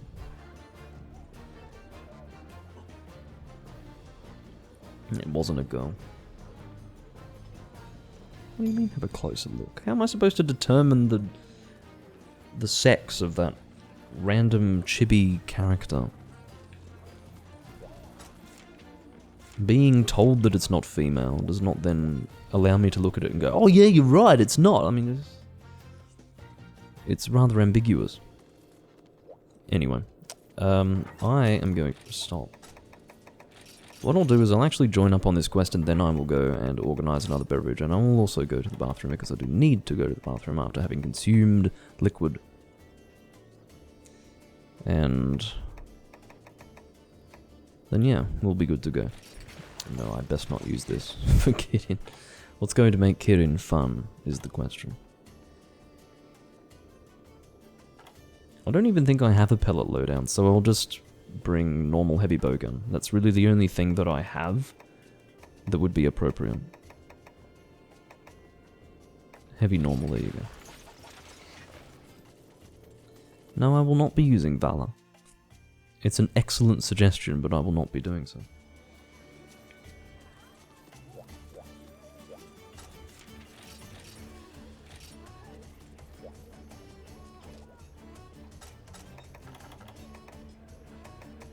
I will bring attack up large. No, I'm not bringing combiner. Excuse me. Alright, I will make sure that I have my normal shots. Do you know what? I'm not going to bring combination materials for them, because I don't think I need it.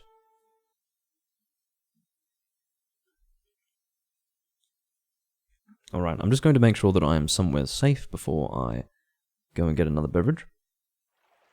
Yep, this seems like a safe location. I don't actually think there are any small monsters here, so that is the best case scenario.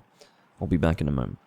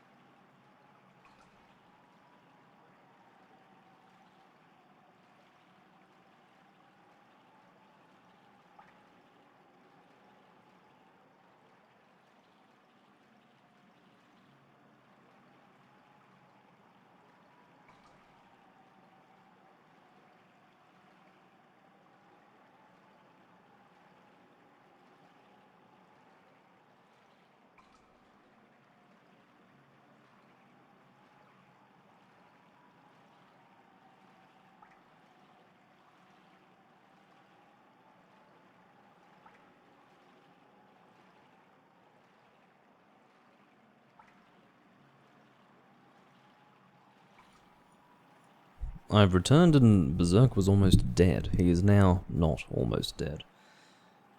My next beverage is one that I have not actually had before. It is still Eishlenkerla something. It's now Eishlenkerla Eich. Or Eich. Probably Eich. I've not had this. It's still going to be smoky, but I don't know if it will be more smoky than the Urbock. This is the Doppelbock, and this particular brewery does essentially exclusively smoky beer. I don't think they have a non-smoky beer. It's just a question of how smoky a particular one will be. This one I hope will be sufficiently smoky, because I do love that about these beers. But as I said, I hadn't actually found this one until today. This is the first time I've seen this one. It's actually got a green label. That's why it has that strange appearance to it, and why you can actually see the game through it. It's because you can't see the colours. I'll actually show you the colours briefly.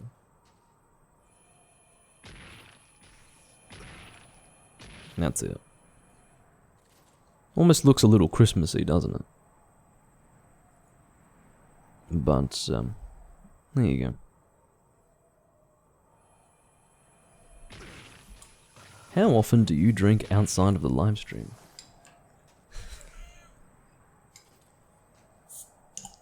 You'll have to ask Ethan. I'm excited to see how this beverage is going to taste. Can you see how something will taste, or can you only taste how something will taste? That is the question. Depends how literal you want to be when it comes to the term see. I'm currently being beaten by great thunderbugs. Main objective complete. I am actually kind of embarrassed that I didn't contribute at all. Now this one is not quite as dark as the other one. Let's get a nose for it. Okay. It's obviously very different to the other one to start with. Still smoky, but not as comparable as I was expecting. It's obviously made a little differently. That's just based on the smell, I could be wrong. Let's taste it.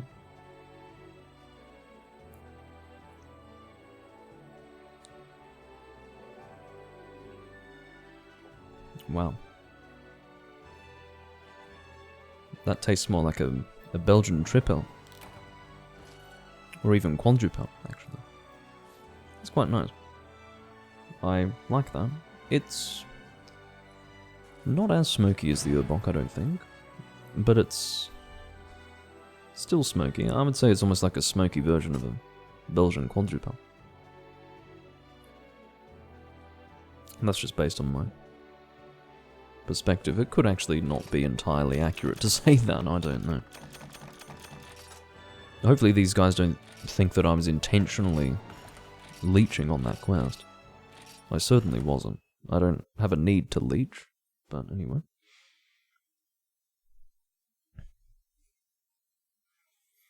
That was a fast hunt, but do you know what?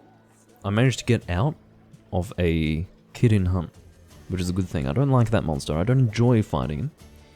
So, I'm not complaining.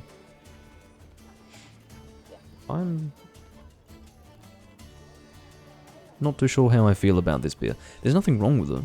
I quite like it. But this was more expensive than the other one now.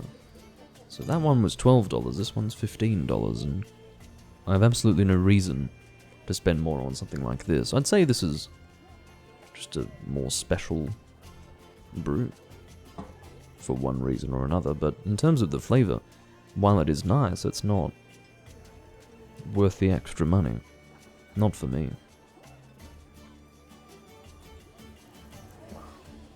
But definitely a respectable brew. It's got a little bit more bitterness to it.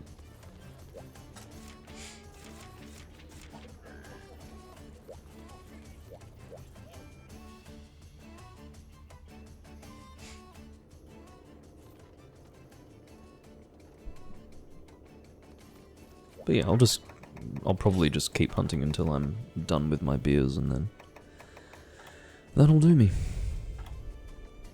Okay. There were multiple monsters in that quest that I saw, and I don't remember all of them.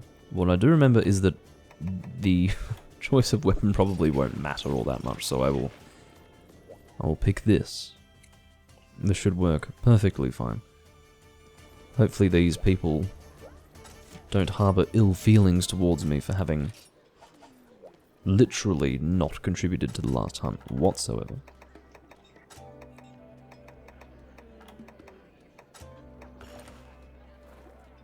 I'm sure they have given me the benefit of the doubt, and assumed that I was just busy doing other things.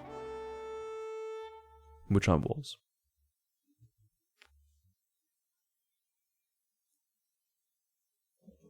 To be honest, I think that they would prefer me to do things that would cause them to wait if we were not departed on a quest, during a quest, so that they could at least hunt while I'm doing the things that I need to get done. That's the way I look at it. So, what that therefore means is that if they were to take issue with the fact that I didn't do anything for 3 minutes during that quest, which happened to be about the entirety of the duration of the hunt, I would say to them, so would you prefer to stand there waiting and doing nothing while I did that, or would you rather be hunting? Really is as simple as that.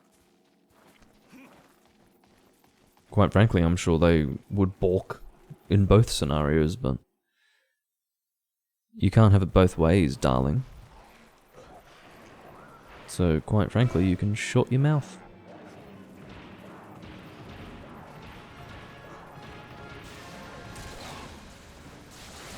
I was hoping to get a little bit of a jump, though. This guy's fucking slicing shots.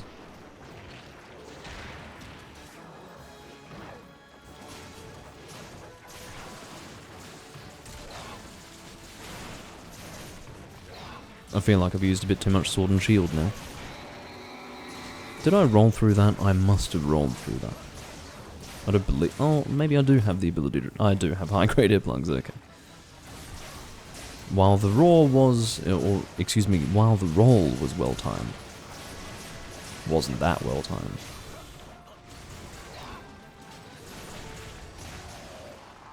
And he's dead. As for the presence of other monsters, I've got no idea. Okay. So what the hell's that? Great Macau? Probably. Well, I just remembered that you actually get material, so I will carve. I am a sucker for materials.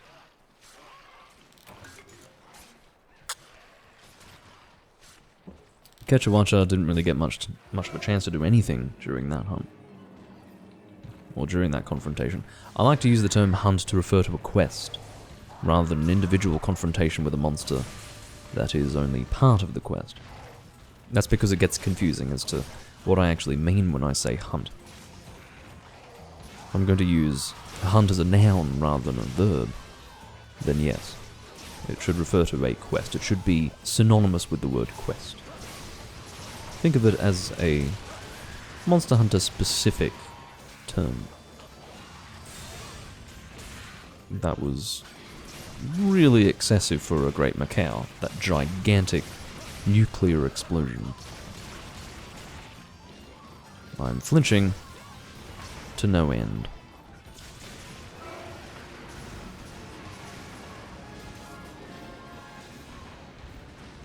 Oh my god.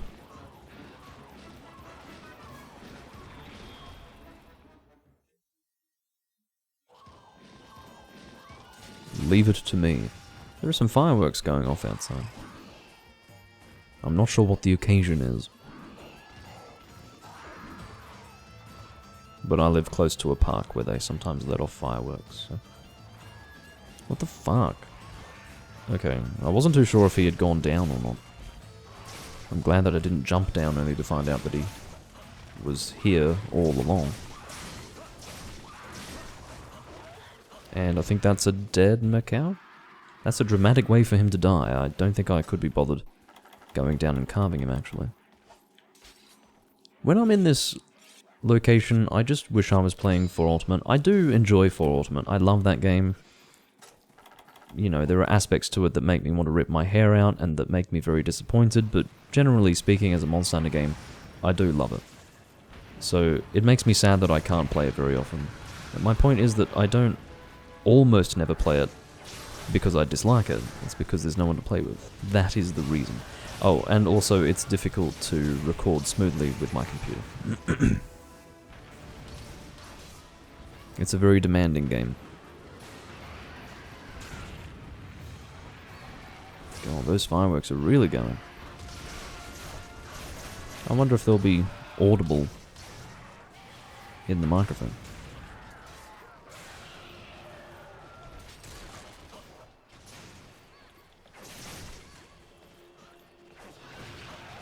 Get out of there. Not audible, sir.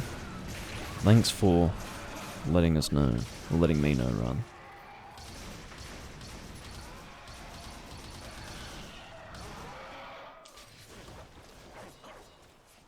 Hunter Art 1 activated. Is he dead? Yeah, he's fucking dead. Sometimes it is hard to tell.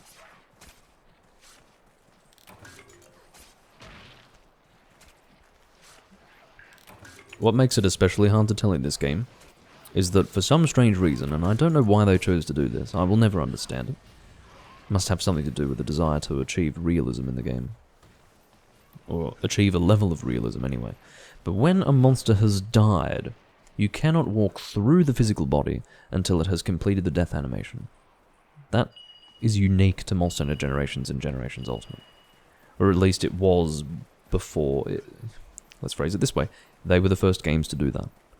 In all of the games that preceded Monster Hunter Generations / Monster Hunter Cross, as soon as a monster died, you could walk inside its body. And do you know why that was a good thing? It was so that you could position yourself to be able to carve as soon as that death animation concluded. Whereas in this game, you generally cannot be standing in a position to immediately carve when you are able to carve, because you can't stand inside the body in order to do that. You have to wait until the death animation has concluded, and then you can stand inside the body and then carve. It actually makes the process slower, and for no real good reason. But aside from that, it also makes it hard to determine more clearly when the Gypsaros is fucking dead, because whether it's faking death or is actually dead, you can't walk through the body until the death animation has concluded. It's stupid, and presumably you can't walk through the body at all when it's faking death, so that would be one way in which to tell.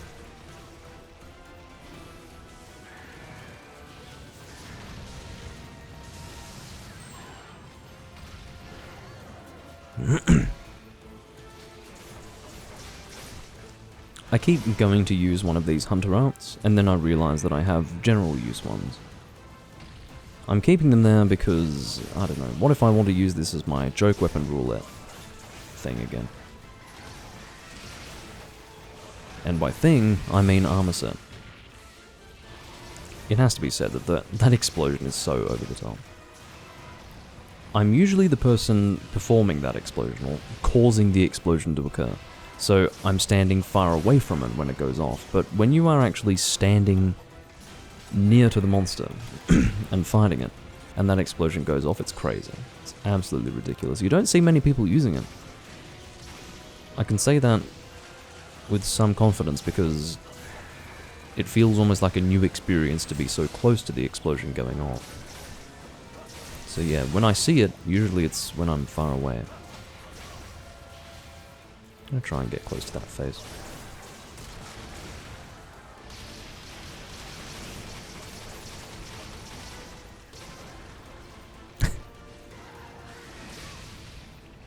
Well, hold on. When did Link stop being left-handed? I don't mean Twilight Princess, because obviously that was the first time, but is that actually a thing? Did they get rid of left-handed Link? Is he not left-handed in the so-called Zelda games on Switch? The games that are allegedly Zelda games? Because I hadn't even noticed. And to be fair, I don't actually care. That's why I hadn't noticed, but the only reason why I thought that Link being right-handed in Twilight Princess was stupid was because of how they went about it. They literally flipped the game to make him right-handed. I thought that was absurd. But, yeah, it doesn't actually matter to me whether he's left-handed or right-handed. Yeah, well, no, that makes sense.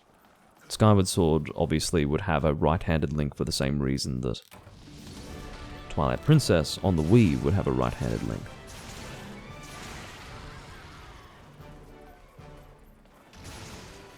So yeah, that doesn't surprise me. Maybe they were trying to do it for continuity's sake?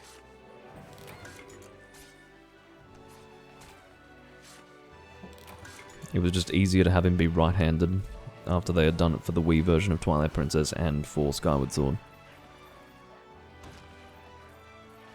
That's proof that Link in Breath of the Wild isn't actually Link, he's some fucking imposter wearing a blue shirt.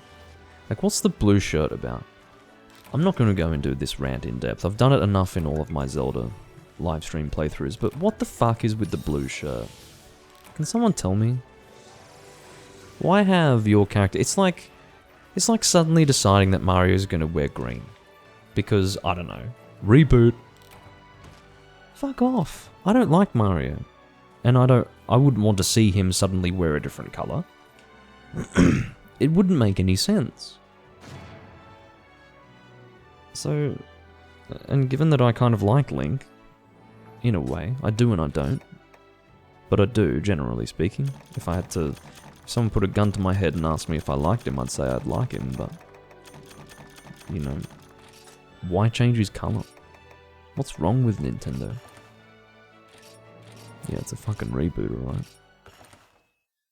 The only thing that makes Breath of the Wild a fucking... I'm not going to get on that subject, actually. I almost went there. I almost began the rant of all rants. But, I stopped myself. Berserk says bye-bye. Well, he stuck around for some time, so... That's okay. He's not bowing out prematurely. It is time for him to go, and that is reasonable.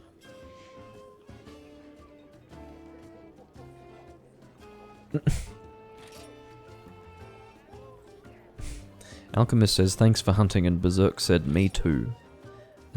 Why do I keep... I keep accidentally sending this shout. This one is small. I must be confusing them at this point. What does he mean? This one is small?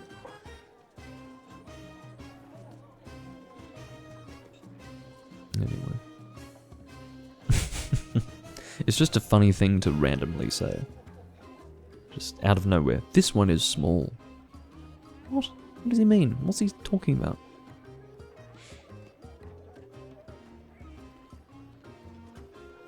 I'll just lean into it. I'll pretend like I meant to say it.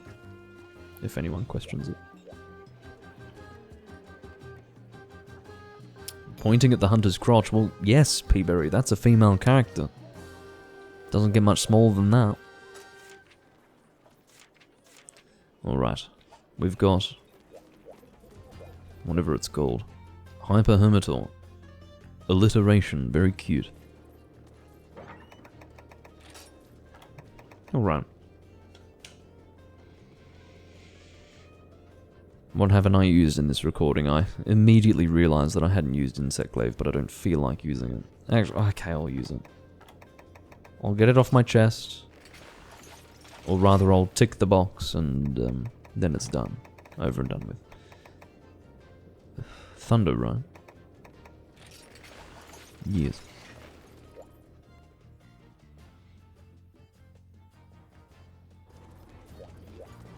Can I just say, it's so nice to be drinking these nice beers. Because as you guys know, I haven't been doing this recently. I haven't been treating myself to nice beers. But today's the day. It's one of those days anyway. I don't want to say today's the day as if it happens that infrequently that I'm saying today is the day. But yeah. It is a pleasure. I don't require Exchanger, so I will not eat for it. I have weaned my character off Exchanger. He had become hopelessly addicted to it. He doesn't need it anymore.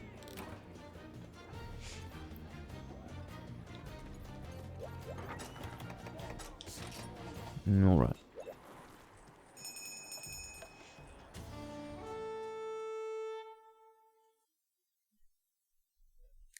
So notable. I don't even know what that means.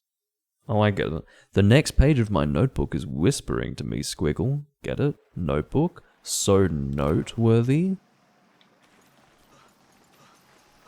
Like I said, it doesn't even qualify as a dad joke.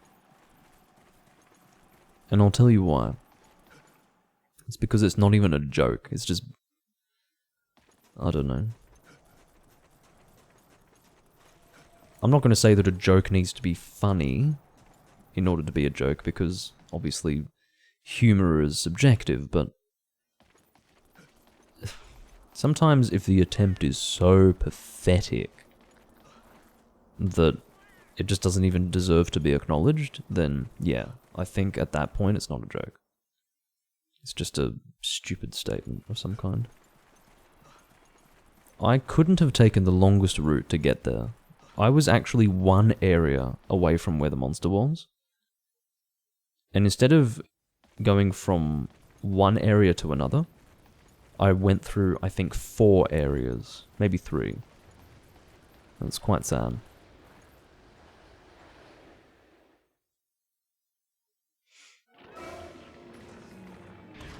Yeah, why isn't she calling me Doodle? Do you know why? It's probably because, maybe Nintendo said that that wasn't acceptable. Maybe they were like, oh, hold on, that's suggestive to small children. Small children will read Doodle and go, haha, Doodle. But, which is quite frankly unacceptable and not okay.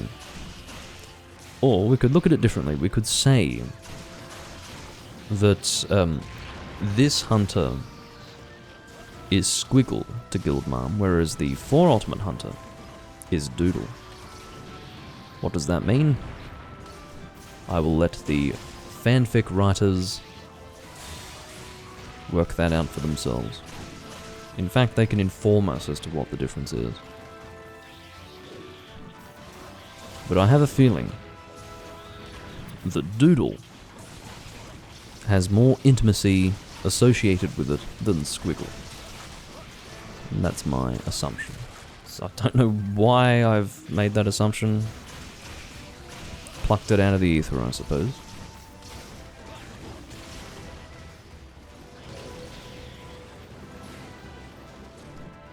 Yeah. Yeah, exactly.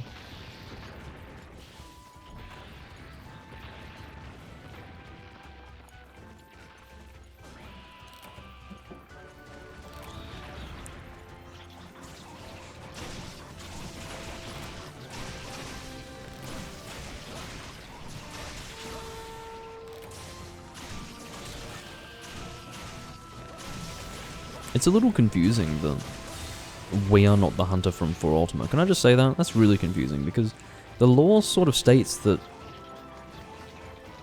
there is like one special hunter, I think.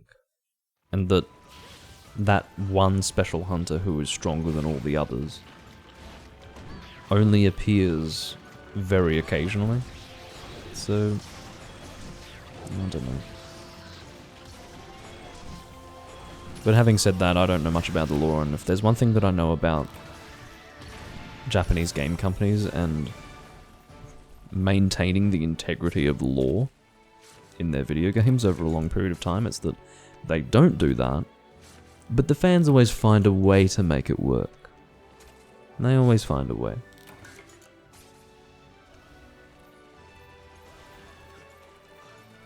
That's why I don't get hung up on video game lore. It's because it becomes too community driven. And in my opinion, if it's community driven, it's just fucking fanfiction at that point. You know?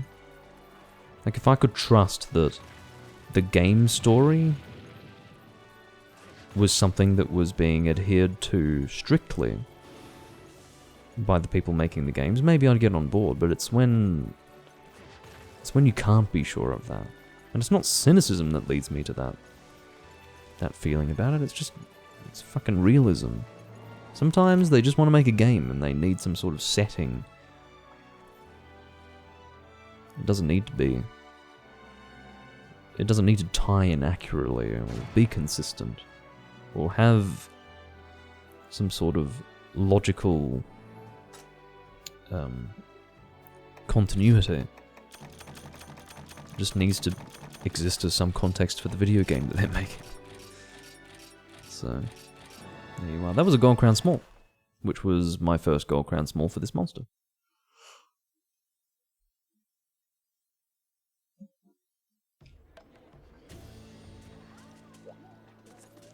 Every village has the special hunter? I don't know. That's not what it originally was.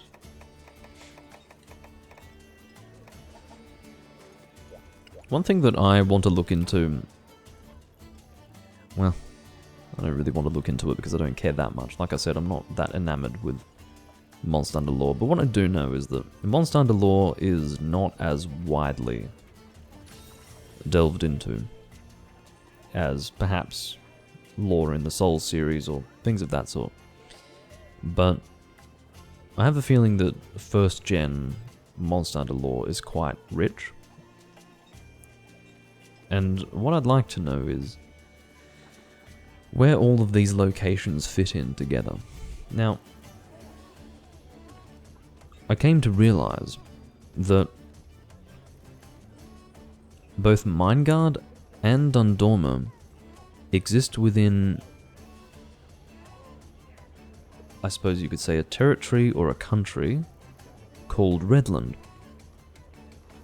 So Redland is like the wider country or territory, and then the city for obviously Monster Hunter 1 and G is Mindguard, the city for Monster Hunter 2 is Dundorma, but both of them exist within Redland.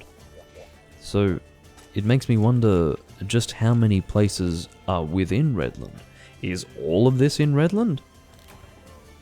Or is Redland not quite all of that? Is it literally just Mindguard and Dundorma? I don't know.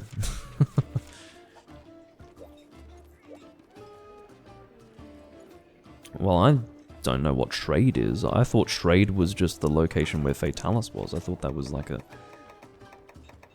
separate little environment. I sort of imagined Trade to be an island or something. Well, more accurately, I only ever thought that Trade was the castle itself. Yeah.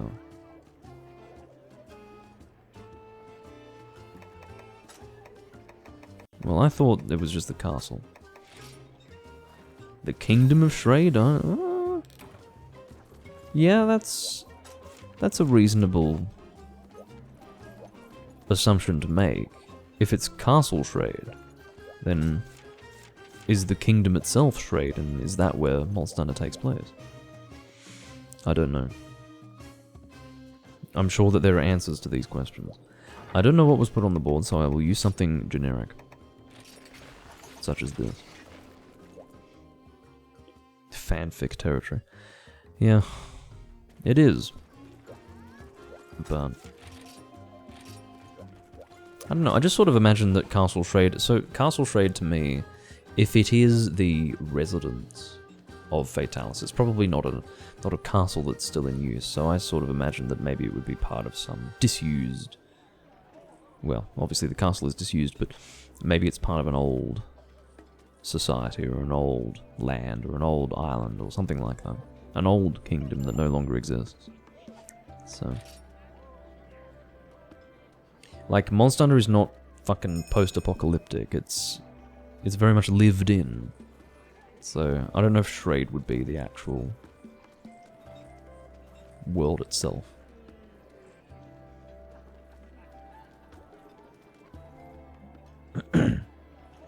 But Castle Shrade looks well and truly abandoned. And ruinous, in fact. At least in the 4th gen arena.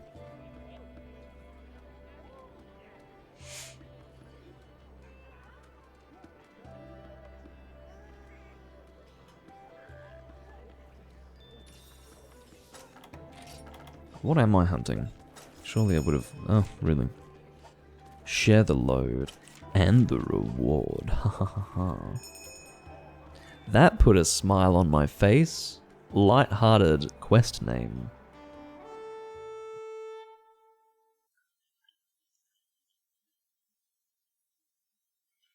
Seriously.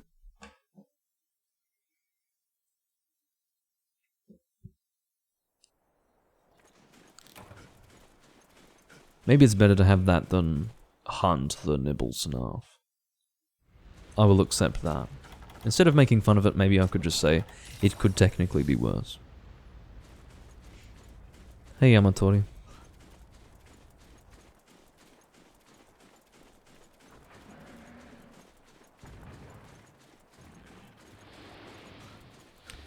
Yamatori, someone called out my Melakesh shirt today. While I was out getting my beer, actually. First time I've actually ever had someone call out my Melakesh shirt. Good on that person. I was waiting for the bus with my fucking beer and I just hear behind me, Melakesh! And it didn't register immediately, and then I turned around and like, yeah. I didn't wink at him like I just did there, but...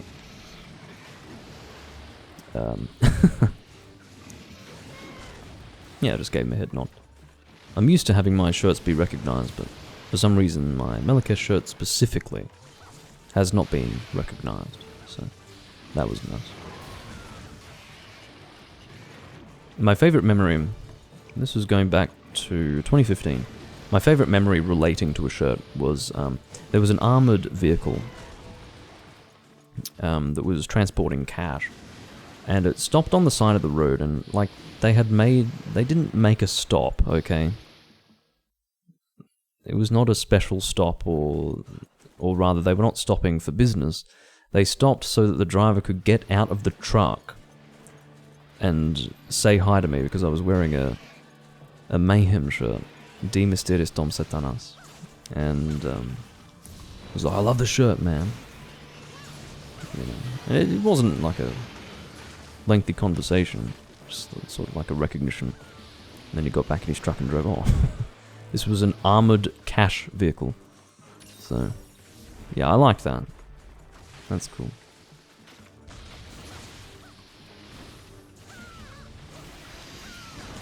I would imagine they were driving back to wherever they keep the truck. I would doubt that they were actually doing a delivery run or anything like that. I'm sure they had finished it. Yeah. That was memorable. Wearing band shirts is good, especially if you're into heavy metal, because it's more meaningful when someone recognizes it. You know, if you walk down the street with a fucking Iron Maiden shirt, or a Guns N' Roses shirt, or a Nirvana shirt, you're not going to get that sort of recognition. Or rather, when someone recognizes it, it's not special. It doesn't really have much meaning. But if you wear a shirt for a band that's not quite as well known that you really enjoy, and someone recognizes that, that's quite significant. That's almost like finding another person in the world who likes what you like, and it actually has some sort of meaning, because it's not as well known. So, yeah, that's one of the good things about wearing metal shirts, which I usually do. I tried to dive there, but did not manage to do that. Doomlink merchandise. Oh, God.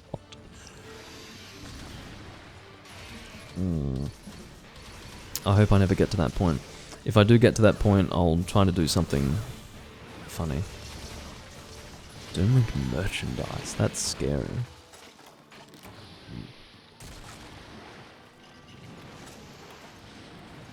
I don't know. I'm old school. I just, I operate as if it's still the old innocent days of uploading Let's Plays to YouTube, you know.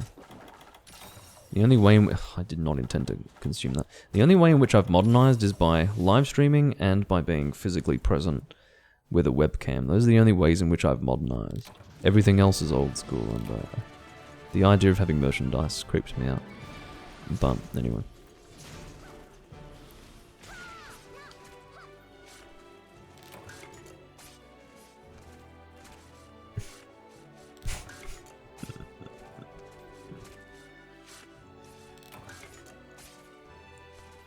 I think you'd be the first to wear it, Naga Kuka.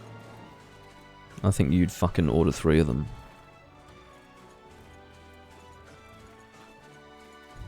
And you'd go and walk around wherever you live hoping to find someone who recognizes it.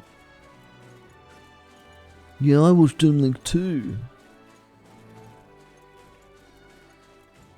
Yeah, what if the shirt is literally just... what if it's just a random screenshot of me playing Monster Hunter? Nothing special, just like literally me mid-hunt with some neutral expression on my face.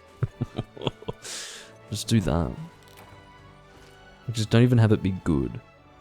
Just totally random. Random screenshot.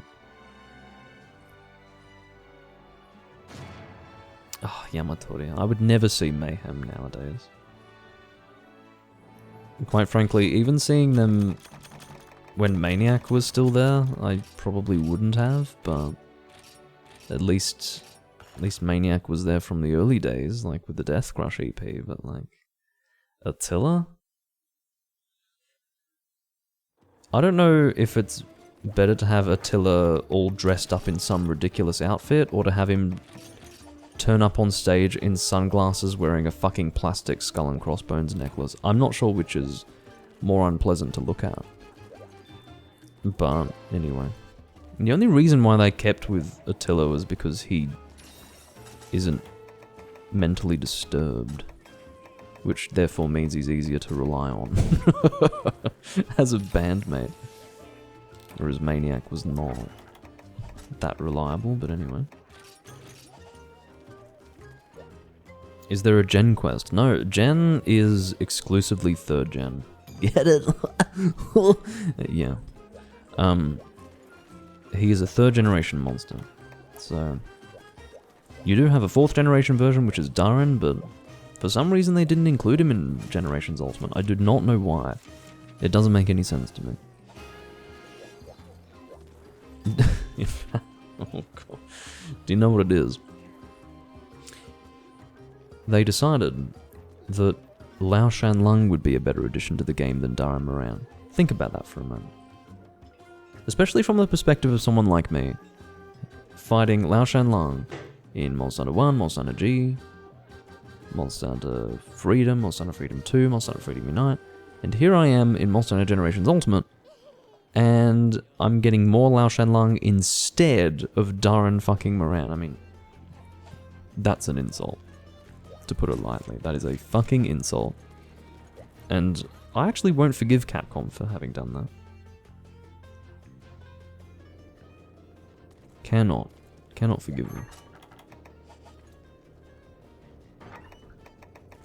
I've talked about it before, but I think that it was a huge missed opportunity to bring Lao Shanlung back in the way that they did. Because if they're going to bring him back, at least make him more meaningful. Instead, they made it the same confrontation where he's fleeing from Fatalis. I think that maybe they could have made it a different scenario where he's not fleeing and you're instead hunting him as he would normally fight. If he weren't fleeing. There's all sorts of things you could do there. But no, they were just lazy. They fucking inserted an old hunt that nobody asked for. Except maybe the weirdo Japanese hunters. Who were like, I miss Lao Shanlung. And I'm sure they weren't even saying that because they were probably still playing the older game. So what the hell were they missing? I don't know. I don't understand it. I will use blunt dual blades because I, once again, have forgotten what was put on the board. I have heard Tormentor's Anno Domini album. I believe that was from 1989. And it's, yeah, I like that. Although, I struggle to keep track of all the Tormentor bands. There was the Tormentor, well, I'm assuming you're talking about the one with Attila. I quite liked the one from, what was it called? Seventh Day of Death or something like that. The one where Attila is wearing a fucking bathrobe. That was a good one.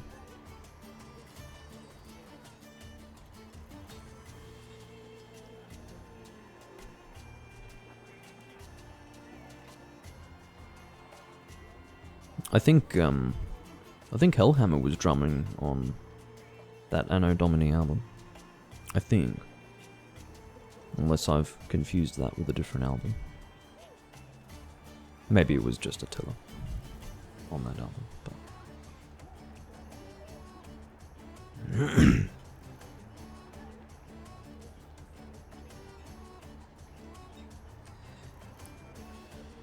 I understand that some people might like Lao Shanlong, but the thing is, it's not acceptable for him to be in so many games, yet simultaneously be such a boring monster.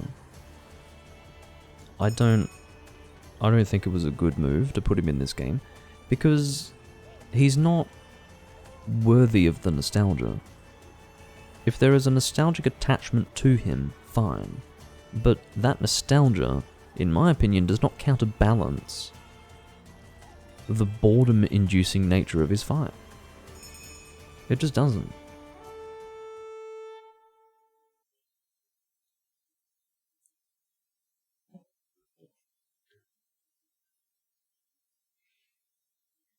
You're not getting a farewell kiss. But, yeah, bye. Smell you later. As they say. This is just a standard Nug tour, this shouldn't take too long.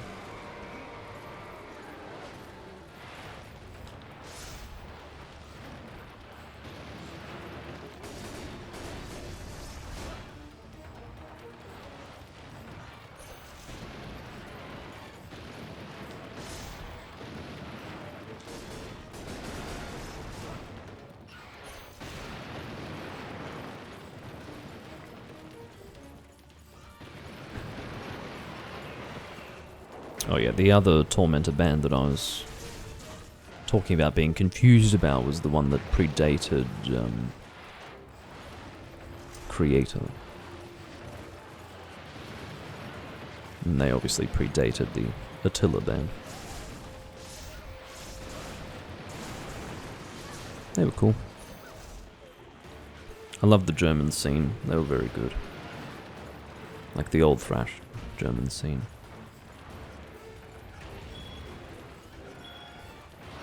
Old Destruction, well, I shouldn't talk about Old Destruction specifically. All 80s Destruction was good.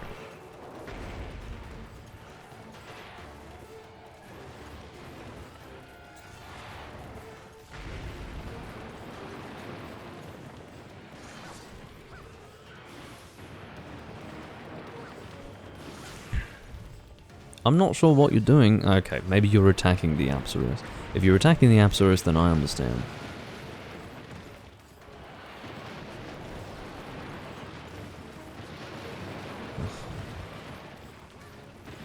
It's going to take some time to get this monster in this trap. I don't think we should be holding our breath. Maybe we should just fight the monster and not bother with it. It's rare that I will say something like that, but... okay. It eventually happened, I don't have to worry now.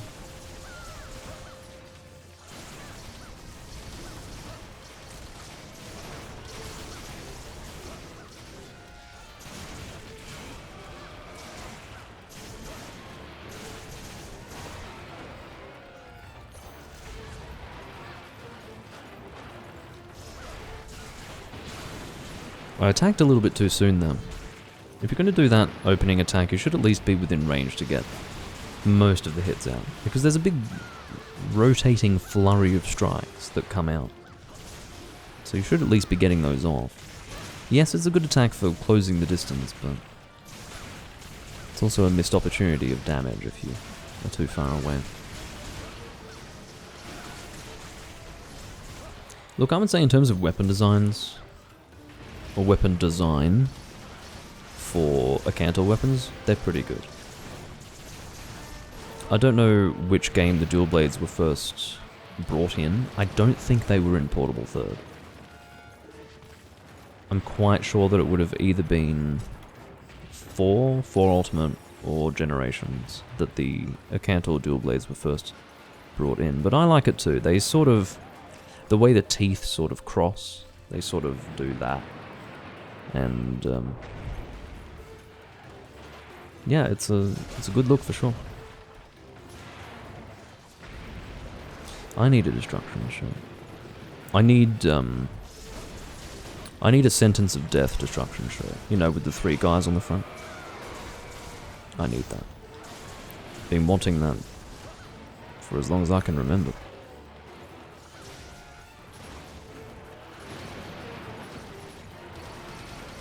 Good old destruction.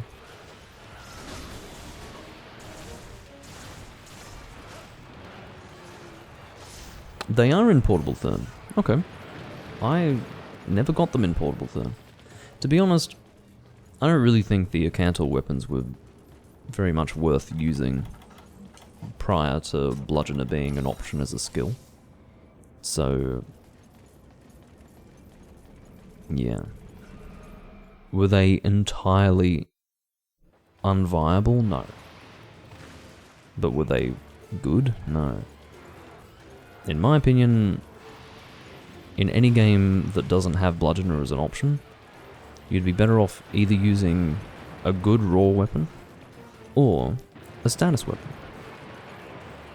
So, but I guess if you just want to use them for fun, you can. I just have never been in that position where I felt that it was worthwhile.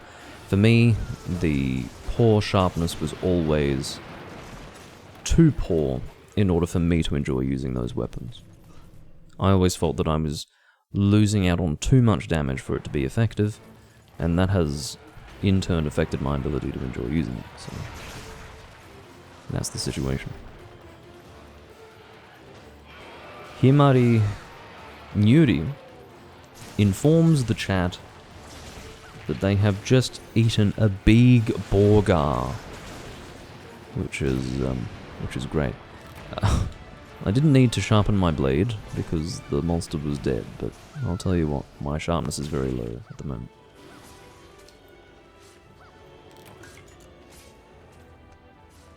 Well, that's definitely a thing to have on your shirt, the Release from Agony monster that looks like that fucking thing from Labyrinth.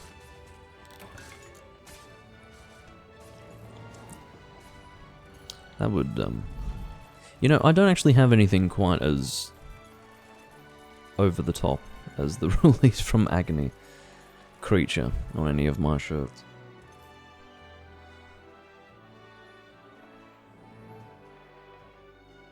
Yeah, no. I don't really have graphic t-shirts. Not that that's graphic, but it is a bit... it's a bit creepy looking.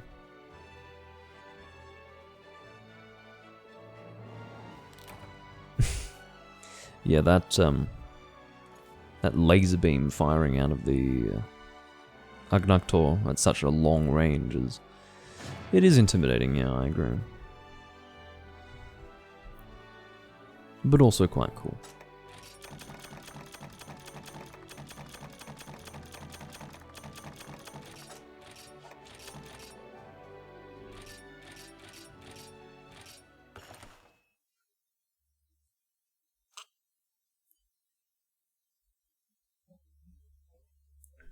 You see, I wouldn't wear a Pleasure to Kill t-shirt, and I'll tell you why.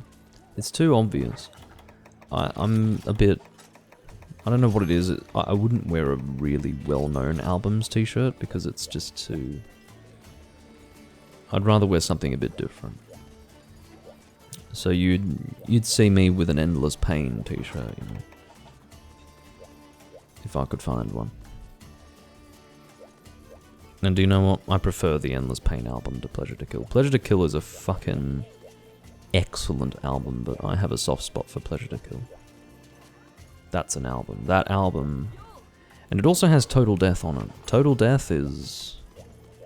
that's an extremely underrated song. Like, for 1985, Total Death is a very intense song.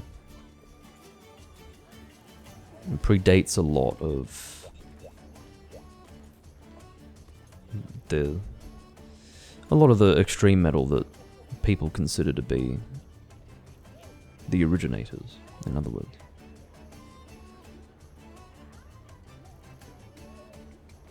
I have two Sodom t-shirts, well, as you know. One of them I don't really wear while recording though, because it has too much green on it. It's the In the Sign of Evil shirt. That one has like a huge bit of green here, and when I have a green screen going, you can actually see the game behind me, and it's really quite silly. Big Greasy is perfectly welcome to post if he'd like to. I'm just going to say P2. I don't know who posted last. If Big Greasy, and honestly saying his name makes me feel dirty, and like I've just eaten a Big Greasy burger. But even if he posted last, I don't mind giving him another opportunity. And then I'll keep track going forward. I've not been keeping track.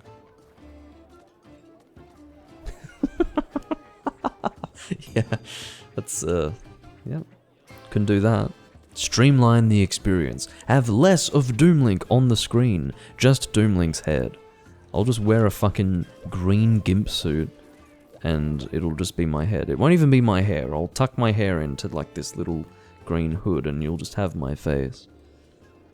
Excellent. Let's do that.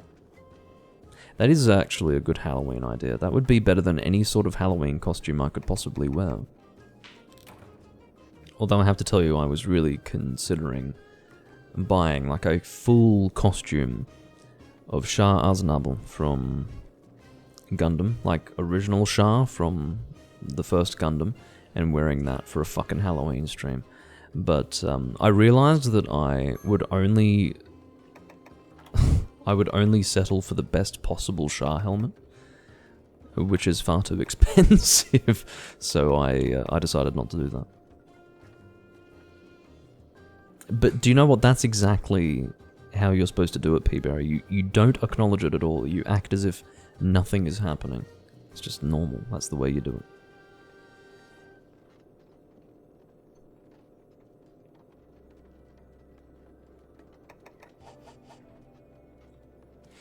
Alright, I do need to pick up the pace. I forgot what was posted. I did actually, on this occasion, internalize the information, but I have forgotten it, so let's use something. I don't have a general use hunting horn. Shit. General use hammer? Do I have one? Do I have a raw hammer in this game? I don't know if I do. I could use toxic cactus. What about obsidian frying pan? Huge Tigrex hammer? Hey, that's a cool hammer. I like this one. Let's use that. I haven't used this on camera since 2018. Do you know how I know that? It's because that's when I got this hammer, and it probably made an appearance in my Doomlink's Random Hunts recordings that I did at that time. But yeah, I haven't used it since then. God knows why, I just... I shouldn't say God knows why, because I have an immediate explanation as to why. I don't use hammer very often, and I'm a bit of an element file. And when I say element file, you know what I mean. I'm not talking about a switch axe file. I like element a lot, so I'm more inclined to use an elemental weapon, and because I use hammer so infrequently, I almost never pull this out. In fact, I do not remember pulling this out any time recently, and certainly not on camera over the last 4 years. So, there you are. Good one. It came to me very suddenly, P-Berry. I don't know why I hadn't thought of it before now. Element file. I use element a lot, and I think it's very clear that I tend to prioritize it over dealing the best damage at the best of times. Hello, Dragoon Shadow. I will be back momentarily. I need to go to the bathroom.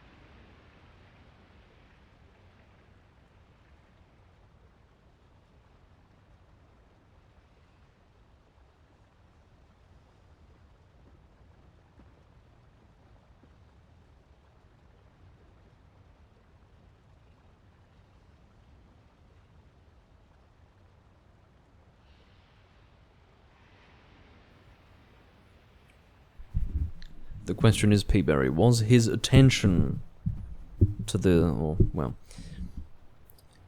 Does his attention span make an allowance for me being in the bathroom for 2 minutes, right as he joined the live stream? Probably not. It is Twitch. Oh, goodness gracious. Hopefully the quest won't be over by the time I get there. We'll find out.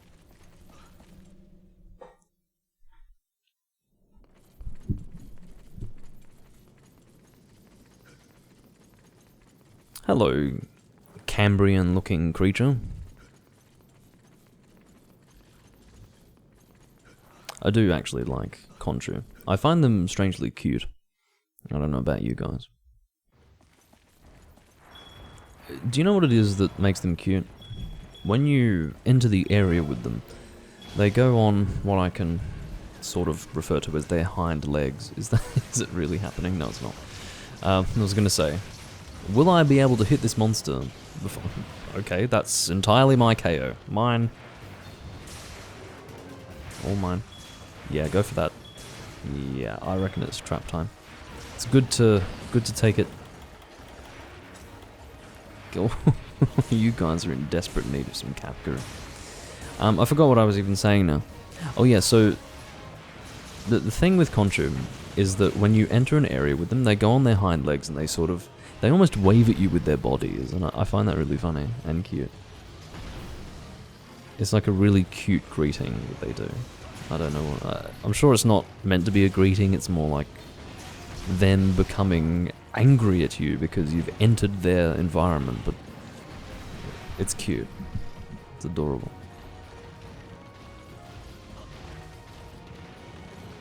Yeah, the Conchu dance. It is a capture quest. I actually do remember that, Peaberry. And that's why I was saying that it's important that we take care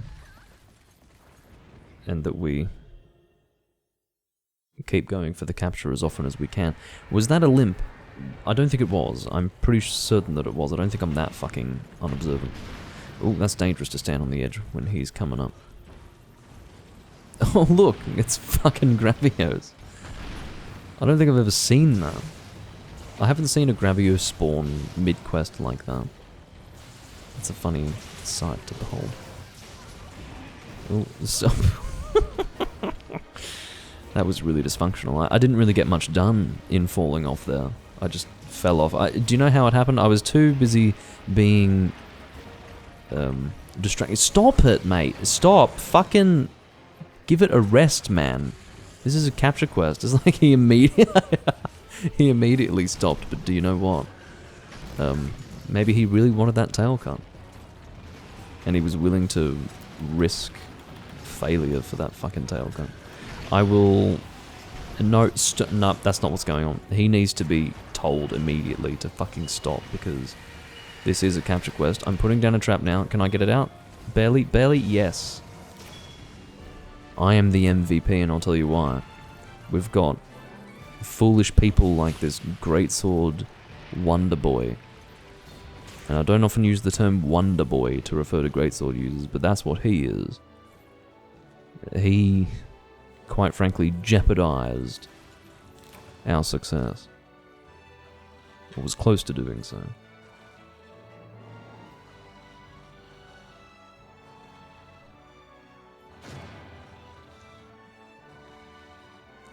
Hey Vernon, good to see you. The hunts are actually going well, for a change. That is not what I would expect from this community, and...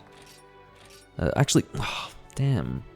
I should have paused on that screen for a little longer. That was me aggressively throwing a trank bomb on the ground to end the hunt. It was a good shot. Hunts are going reasonably. I've had some ups and downs, that's inevitable with these people, but for the most part I've been happy with the hunts.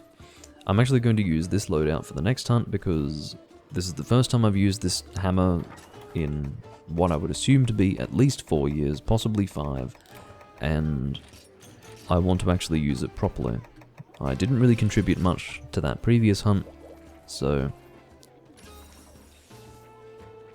let's have a full hunt with this hammer. It's pretty extreme looking. If you got hit in the head with that, that would hurt a lot.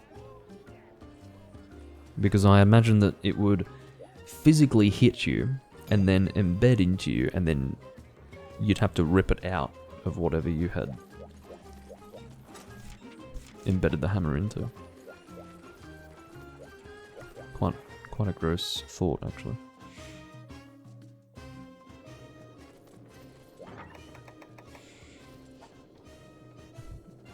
Frustratingly, Alatreon has been posted. I do not like this monster in this game. I've never liked Alatreon in this game.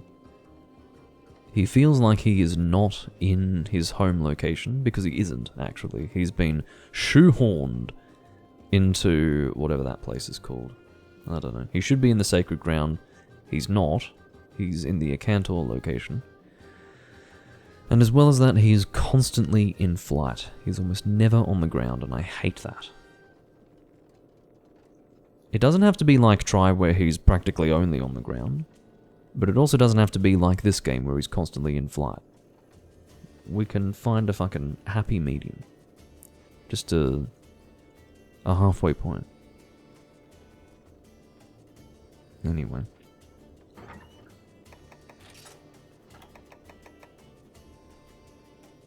I'm at a loss as to what I could possibly equip that could make this fun.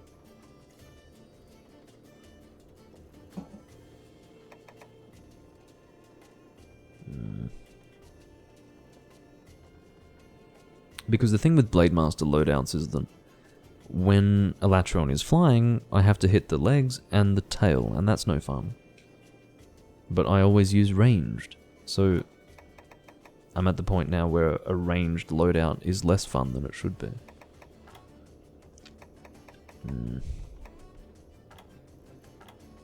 There is almost nothing I could use that would be fun. So, do you know what? I'll just use a greatsword. Because that, strange as it sounds, even though this thing is going to be flying a lot, this is going to be the most fun that I can have using a greatsword. Let's just go raw greatsword. Toyohisa. Normal 2 heavy bowgun. I think I've done that recently. Do you know? Against Alatreon. Because I was starting to run out of ideas for ranged loadouts, and I think I did normal. Relatively recently. Relative in the sense that I don't play this game very often anymore, but in terms of all the times I've fought Alatreon in this game, I'd say I would have done maybe the second last or third last Alatreon with normal heavy bowgun. Oh god, look who's back. I remember Nagakuka actually said in the Hunsterverse chat that he had fallen asleep watching me and then woke up watching me. It was for a particularly long live stream that I was doing. It was like a 4.5 hour one. Which begs the question, why are you waking up so soon after having fallen asleep?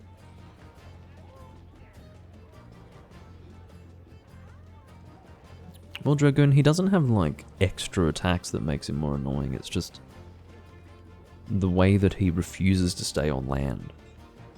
He immediately goes into his flight mode, and I hate that.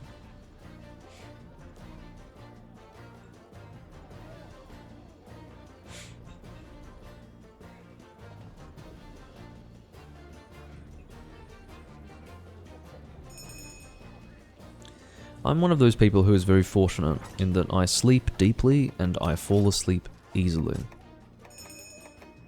I have interacted with many people who don't sleep like that.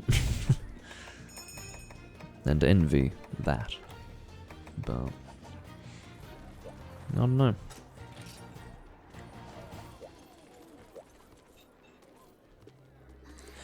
Actually, do you know what, Vernon? It wouldn't. Your lockdown set would not make it more fun. It wouldn't.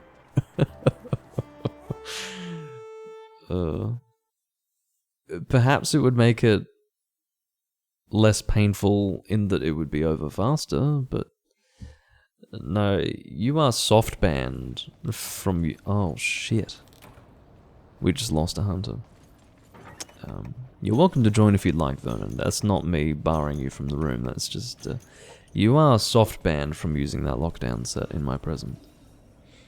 And you know why? It's because you used that set for practically every second hunt for the best part of 6 months that we played together in this game. And that was way too much. I couldn't bear to see every single hunt play out in the exact same way. Just endless mounting and paralysis for every monster. It was really bad.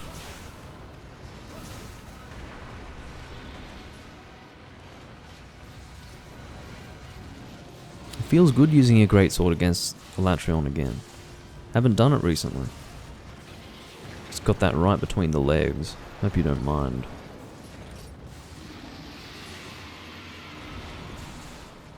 Yeah, this feels great.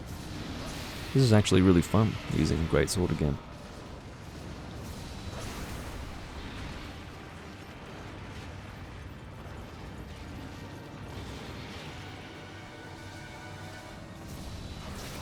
Oh, I'm gonna get hit by that. I did not get hit by that, shockingly. I'm gonna get hit by that. No, didn't actually end up with a fireball coming out there. You're extremely correct. I don't know how I managed to forget a cool drink.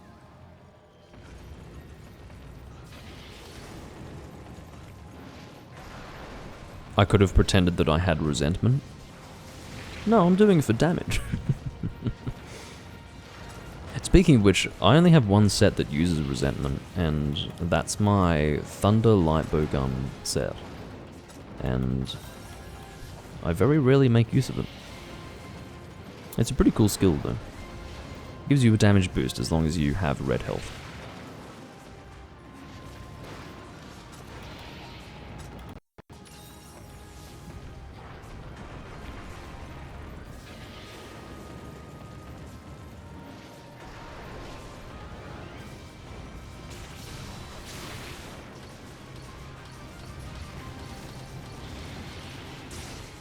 I just wanted to get that slap on his fucking face. That was important to me. Ow. Do you think it's acceptable for me to lose that much health from a geyser going off? I don't think so. That's environmental. That's got nothing to do with the fucking monster, so why does that hurt so much? I'm not just going to take that lying down. I'm going to protest verbally. And then I may even be minded to write a sternly worded letter to Capcom, which will be promptly ignored, I'm sure. But if they fucking knew what was good for them, they'd listen to what I had to say. This is excellent. I can't see much of anything. There's a lot of flash bombs going off. We've had one death already. The hunt has only been going for 3 minutes. Approximately. And we've already lost a hunter permanently as well. So we lost a hunter permanently at the beginning of the hunt. Oh, there you go. There's a flash bomb. At least that worked. I think that's enough time for me to... yeah.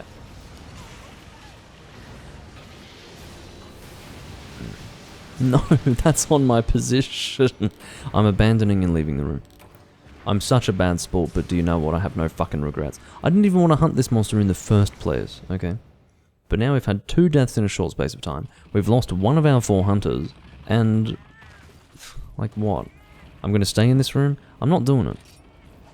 I'm going to make it look like I've just had a temper tantrum, like, I can't believe I died, I'm leaving. But it's not really about that. It's not about my death specifically, it's about the circumstances. They suck. And, yeah, I don't like it. Let's do a reset.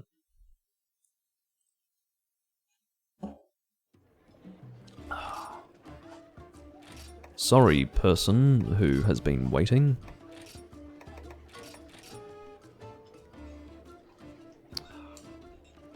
Since I spilled beer on my controller, my A button is sticky. That is the word. Charm Hunter Generations Ultimate. While using a greatsword.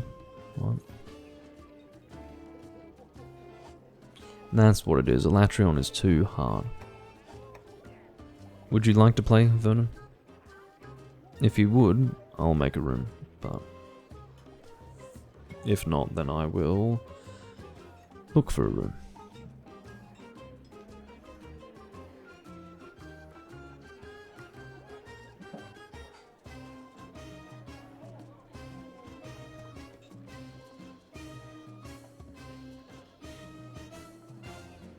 No, that's all good. Just thought I'd ask. Apuntate! Yeah, Hakuna Matata, etc., etc.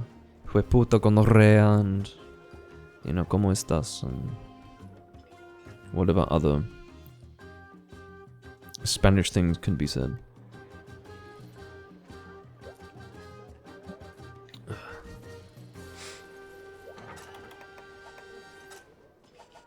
Sign in. Oh. Sorry, you...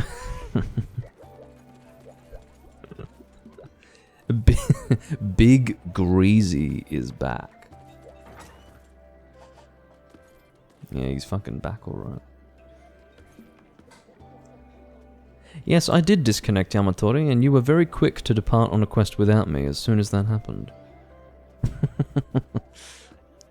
And then I sort of sat in that room for like 10 minutes, but you guys still didn't come back. And there was a guy who was still there, who had been there from the start, and he was like, let's hunt. And I was like, fine. And so I went on a quest with him, and it was miserable, and we didn't succeed. So we eventually just, yeah, like I think I just abandoned and then quit for the day. It was a sad set of circumstances.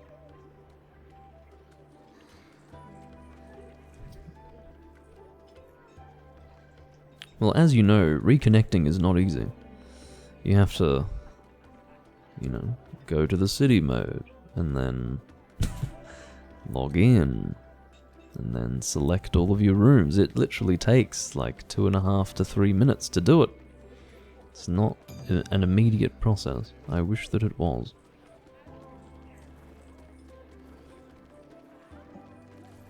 Ugh. Something wicked.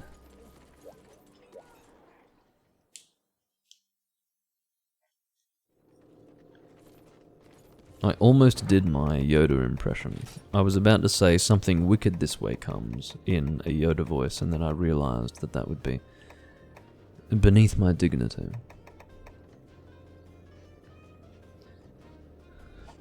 What kind of armor is what? That mustn't be a reaction to my armor, that must be the greatsword guy? Let's find out. That's quite an extreme reaction. Oh, yeah. Oiled muscles. Let's find out. It is champion's body. He's definitely got a champion's body, check that out. He has oiled muscles. Bucky? I guess. I can believe that.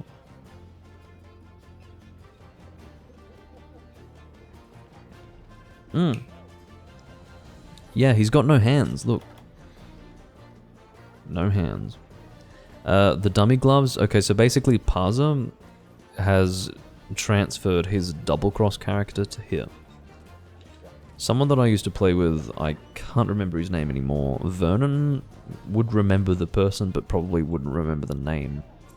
But there was someone that I used to play with every now and again who had actually managed to transfer his double cross character over to Generations Ultimate and used to play on that. But that's right, yeah. Yeah, so dummy is literally just a placeholder name for untranslated content. And that's what dummy is. It exists in the older games too.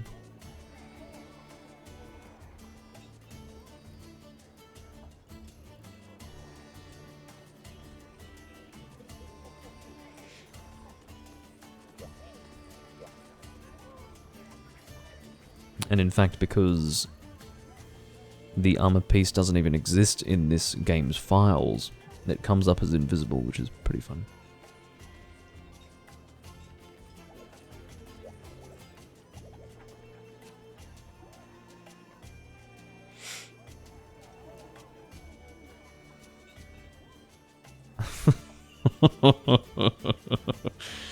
Yeah, right. Yeah, he's got a tracksuit on. He's a fucking Japanese JK delinquent. Josh Corsair, that is to say. Booyah Hunter. That's... sorry, Booyah Bomber. That's not to say that he's going to bomb anyone, it just means that he's wearing a bomber jacket. It's all about the fashion in this room, P-Berry. Meanwhile, you've got goobers like me fucking walking around in functional armor sets with no transmog whatsoever. I've said it before and I'll say it again, I don't have time for transmog. I was very... Oh, for fuck's sake, I have just stood here for at least 5 minutes only to get Grimclaw 1. Pathetic. Let's play with Peanut.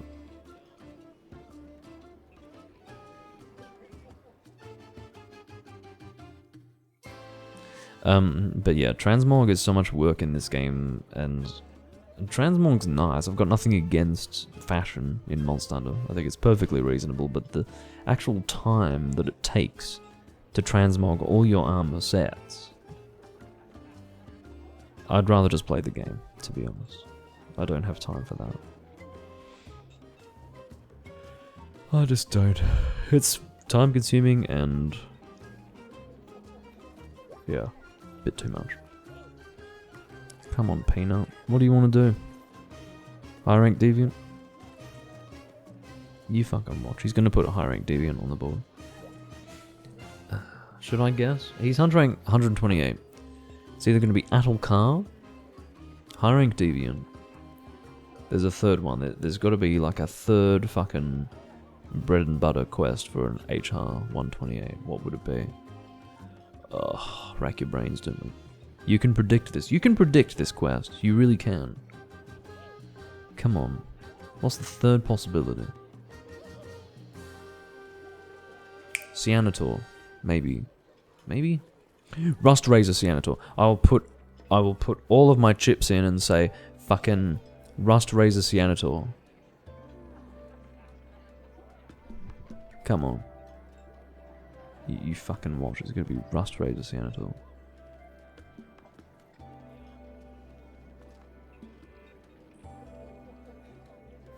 Raging Bracky? No. You almost never see that these days. Back when the game first came out, and for the first year, Raging Brachydios was strangely popular. But not anymore. Post your quest. Please.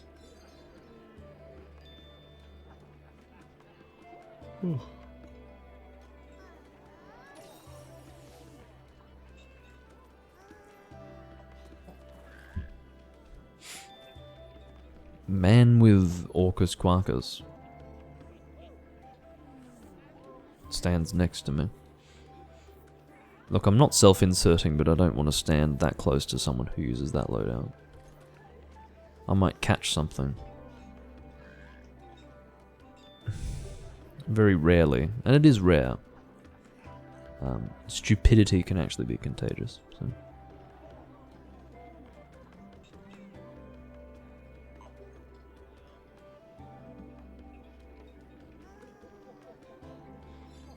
Come on, Peanut. I don't want to be that guy, but I do have a live stream going.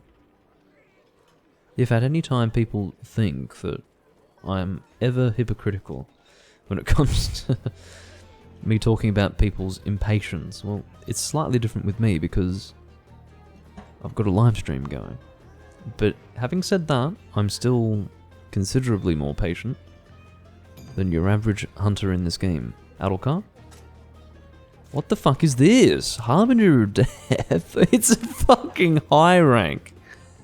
Nikakos. I couldn't have guessed that. You could have put that in a hat, and I wouldn't have drawn that. And I wouldn't have guessed it on my own either. I can't believe it. And can you believe that I have no fucking desire to do it? I don't even want to do G-Rank Nikakos. I would do it Because technically I've been sitting here for a long time not doing any hunting, but I'm not doing a high rank one. Not with a full G rank team. That's stupid. That's asinine. Fucks. I was quite convinced that it would be Adalkar, but... Come on. I'm not doing a high rank Nikakos. It's not happening.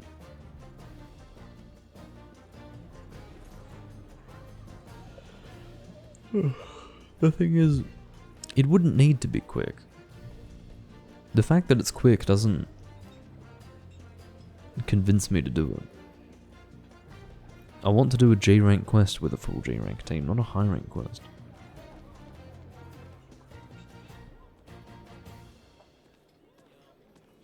Necrocy.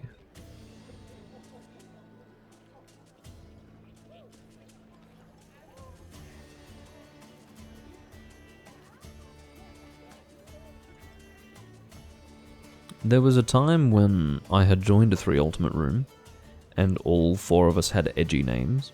Can I just say that this is another one of those rooms? Dracula, Necrocy, and Lord Zor. Yeah.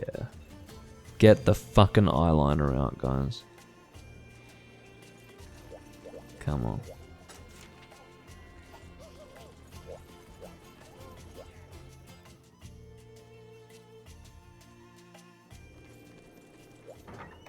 I can't remember what that room was. I think there was a highlight for it. I had done a highlight.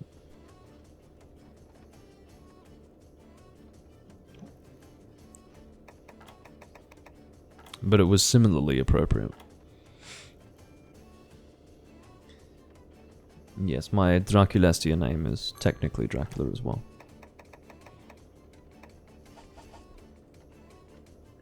Leo, another Hunt rank 999. I wonder if it's the Hunsterverse Leo. I'm sure he would have bought a Switch. Apparently he's got money now, so I can believe that he'd buy a Switch. What's the hunt again? I fucking forgot. Ugh. It's not like I could look at their loadouts and work it out. God. Alright.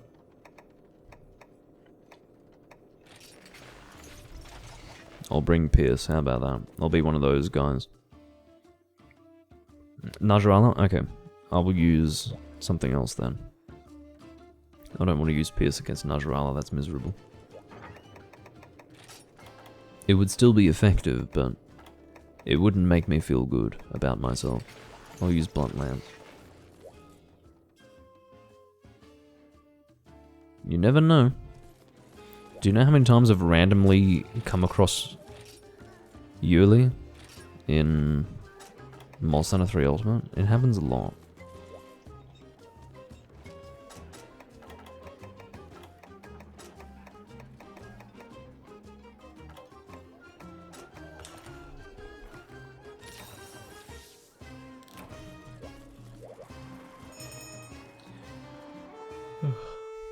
Yes. I hunt with him all the time in 3 Ultimate. Most recently, I think I hunted with him about 2 months ago. Just randomly coming across him in 3 Ultimate while I was hunting.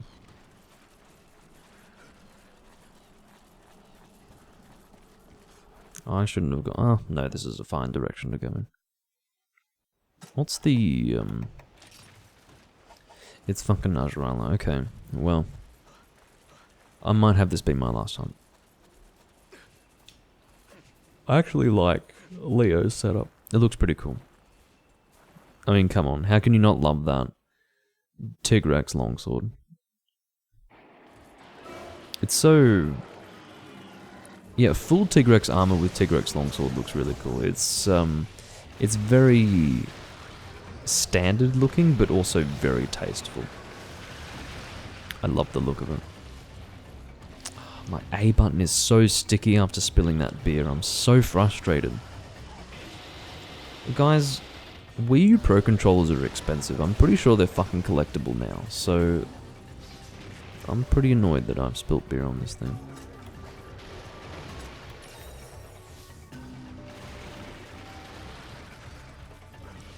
I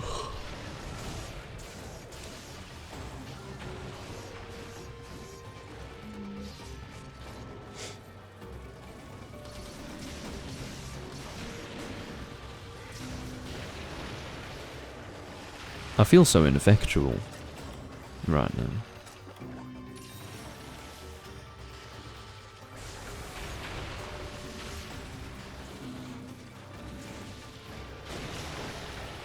Just that little fucking slap is so devastating to a Lance user.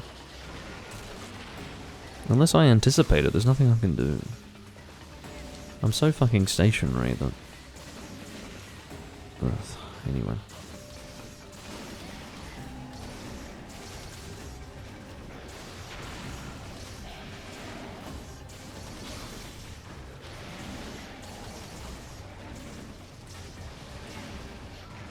I'd like to use Enraged Guard against something, but I will wait until there is actually a damaging attack first.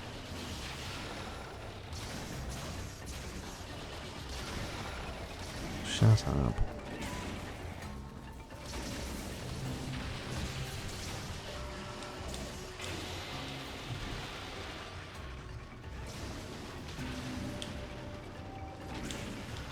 My A button is so sticky, when I press it, it doesn't come back up. When I say it's sticky, that's what I mean. Like, I press it down, and then when I press it next, it feels like it hasn't come back up. I'm just pressing it down again before it has had a chance to come back up. My input is still registered, it just doesn't feel right. It feels really bad. I'm very frustrated by this. Necrocy has exited the game. Oh dear. And Dracula has fainted. Everything's falling apart. Fucking hell.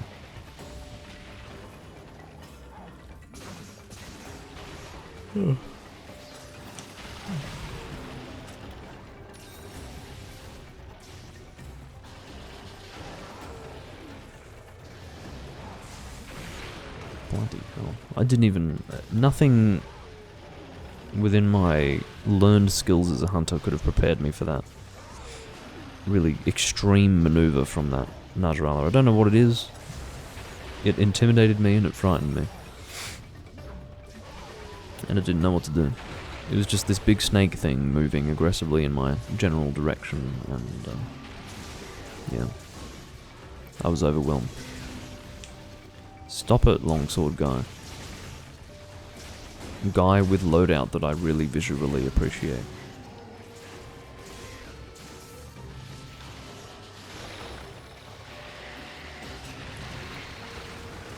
Fuck me.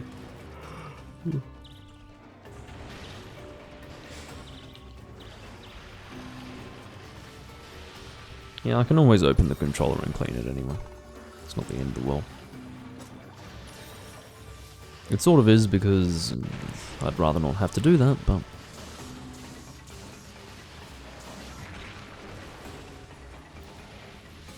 that's my choice. To invite such risks in the first place. I can't see what's going on. Can this quest be over now? This is the second Najrala I've had to fight, and quite frankly I don't usually enjoy doing it. Even the first time. And I didn't that time either.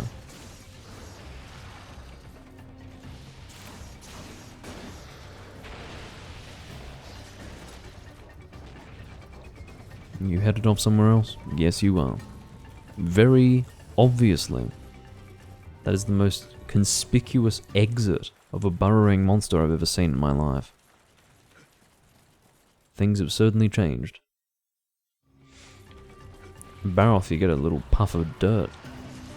And even then people get confused. Well, my point is that that's visual enough, but... good God.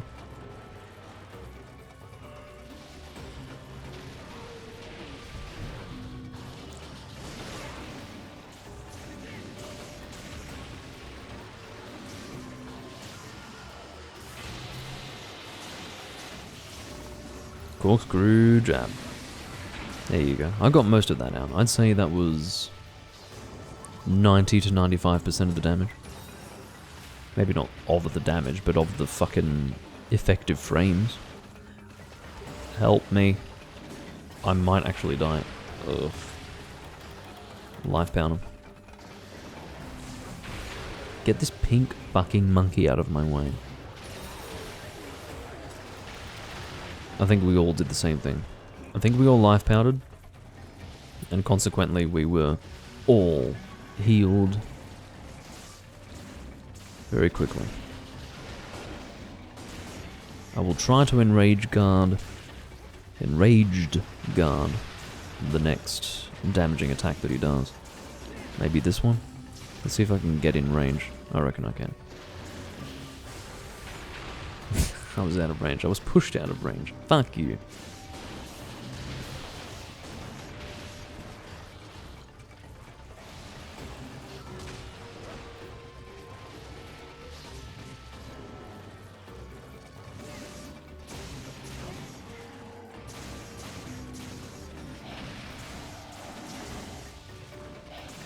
Got a mount going.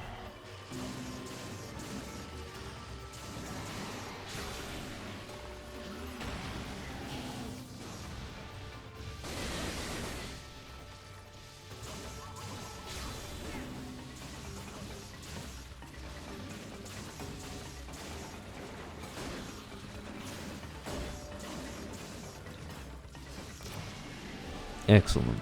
I'm happy to see that. We certainly unloaded on the monster towards the end there. That was effective and satisfying.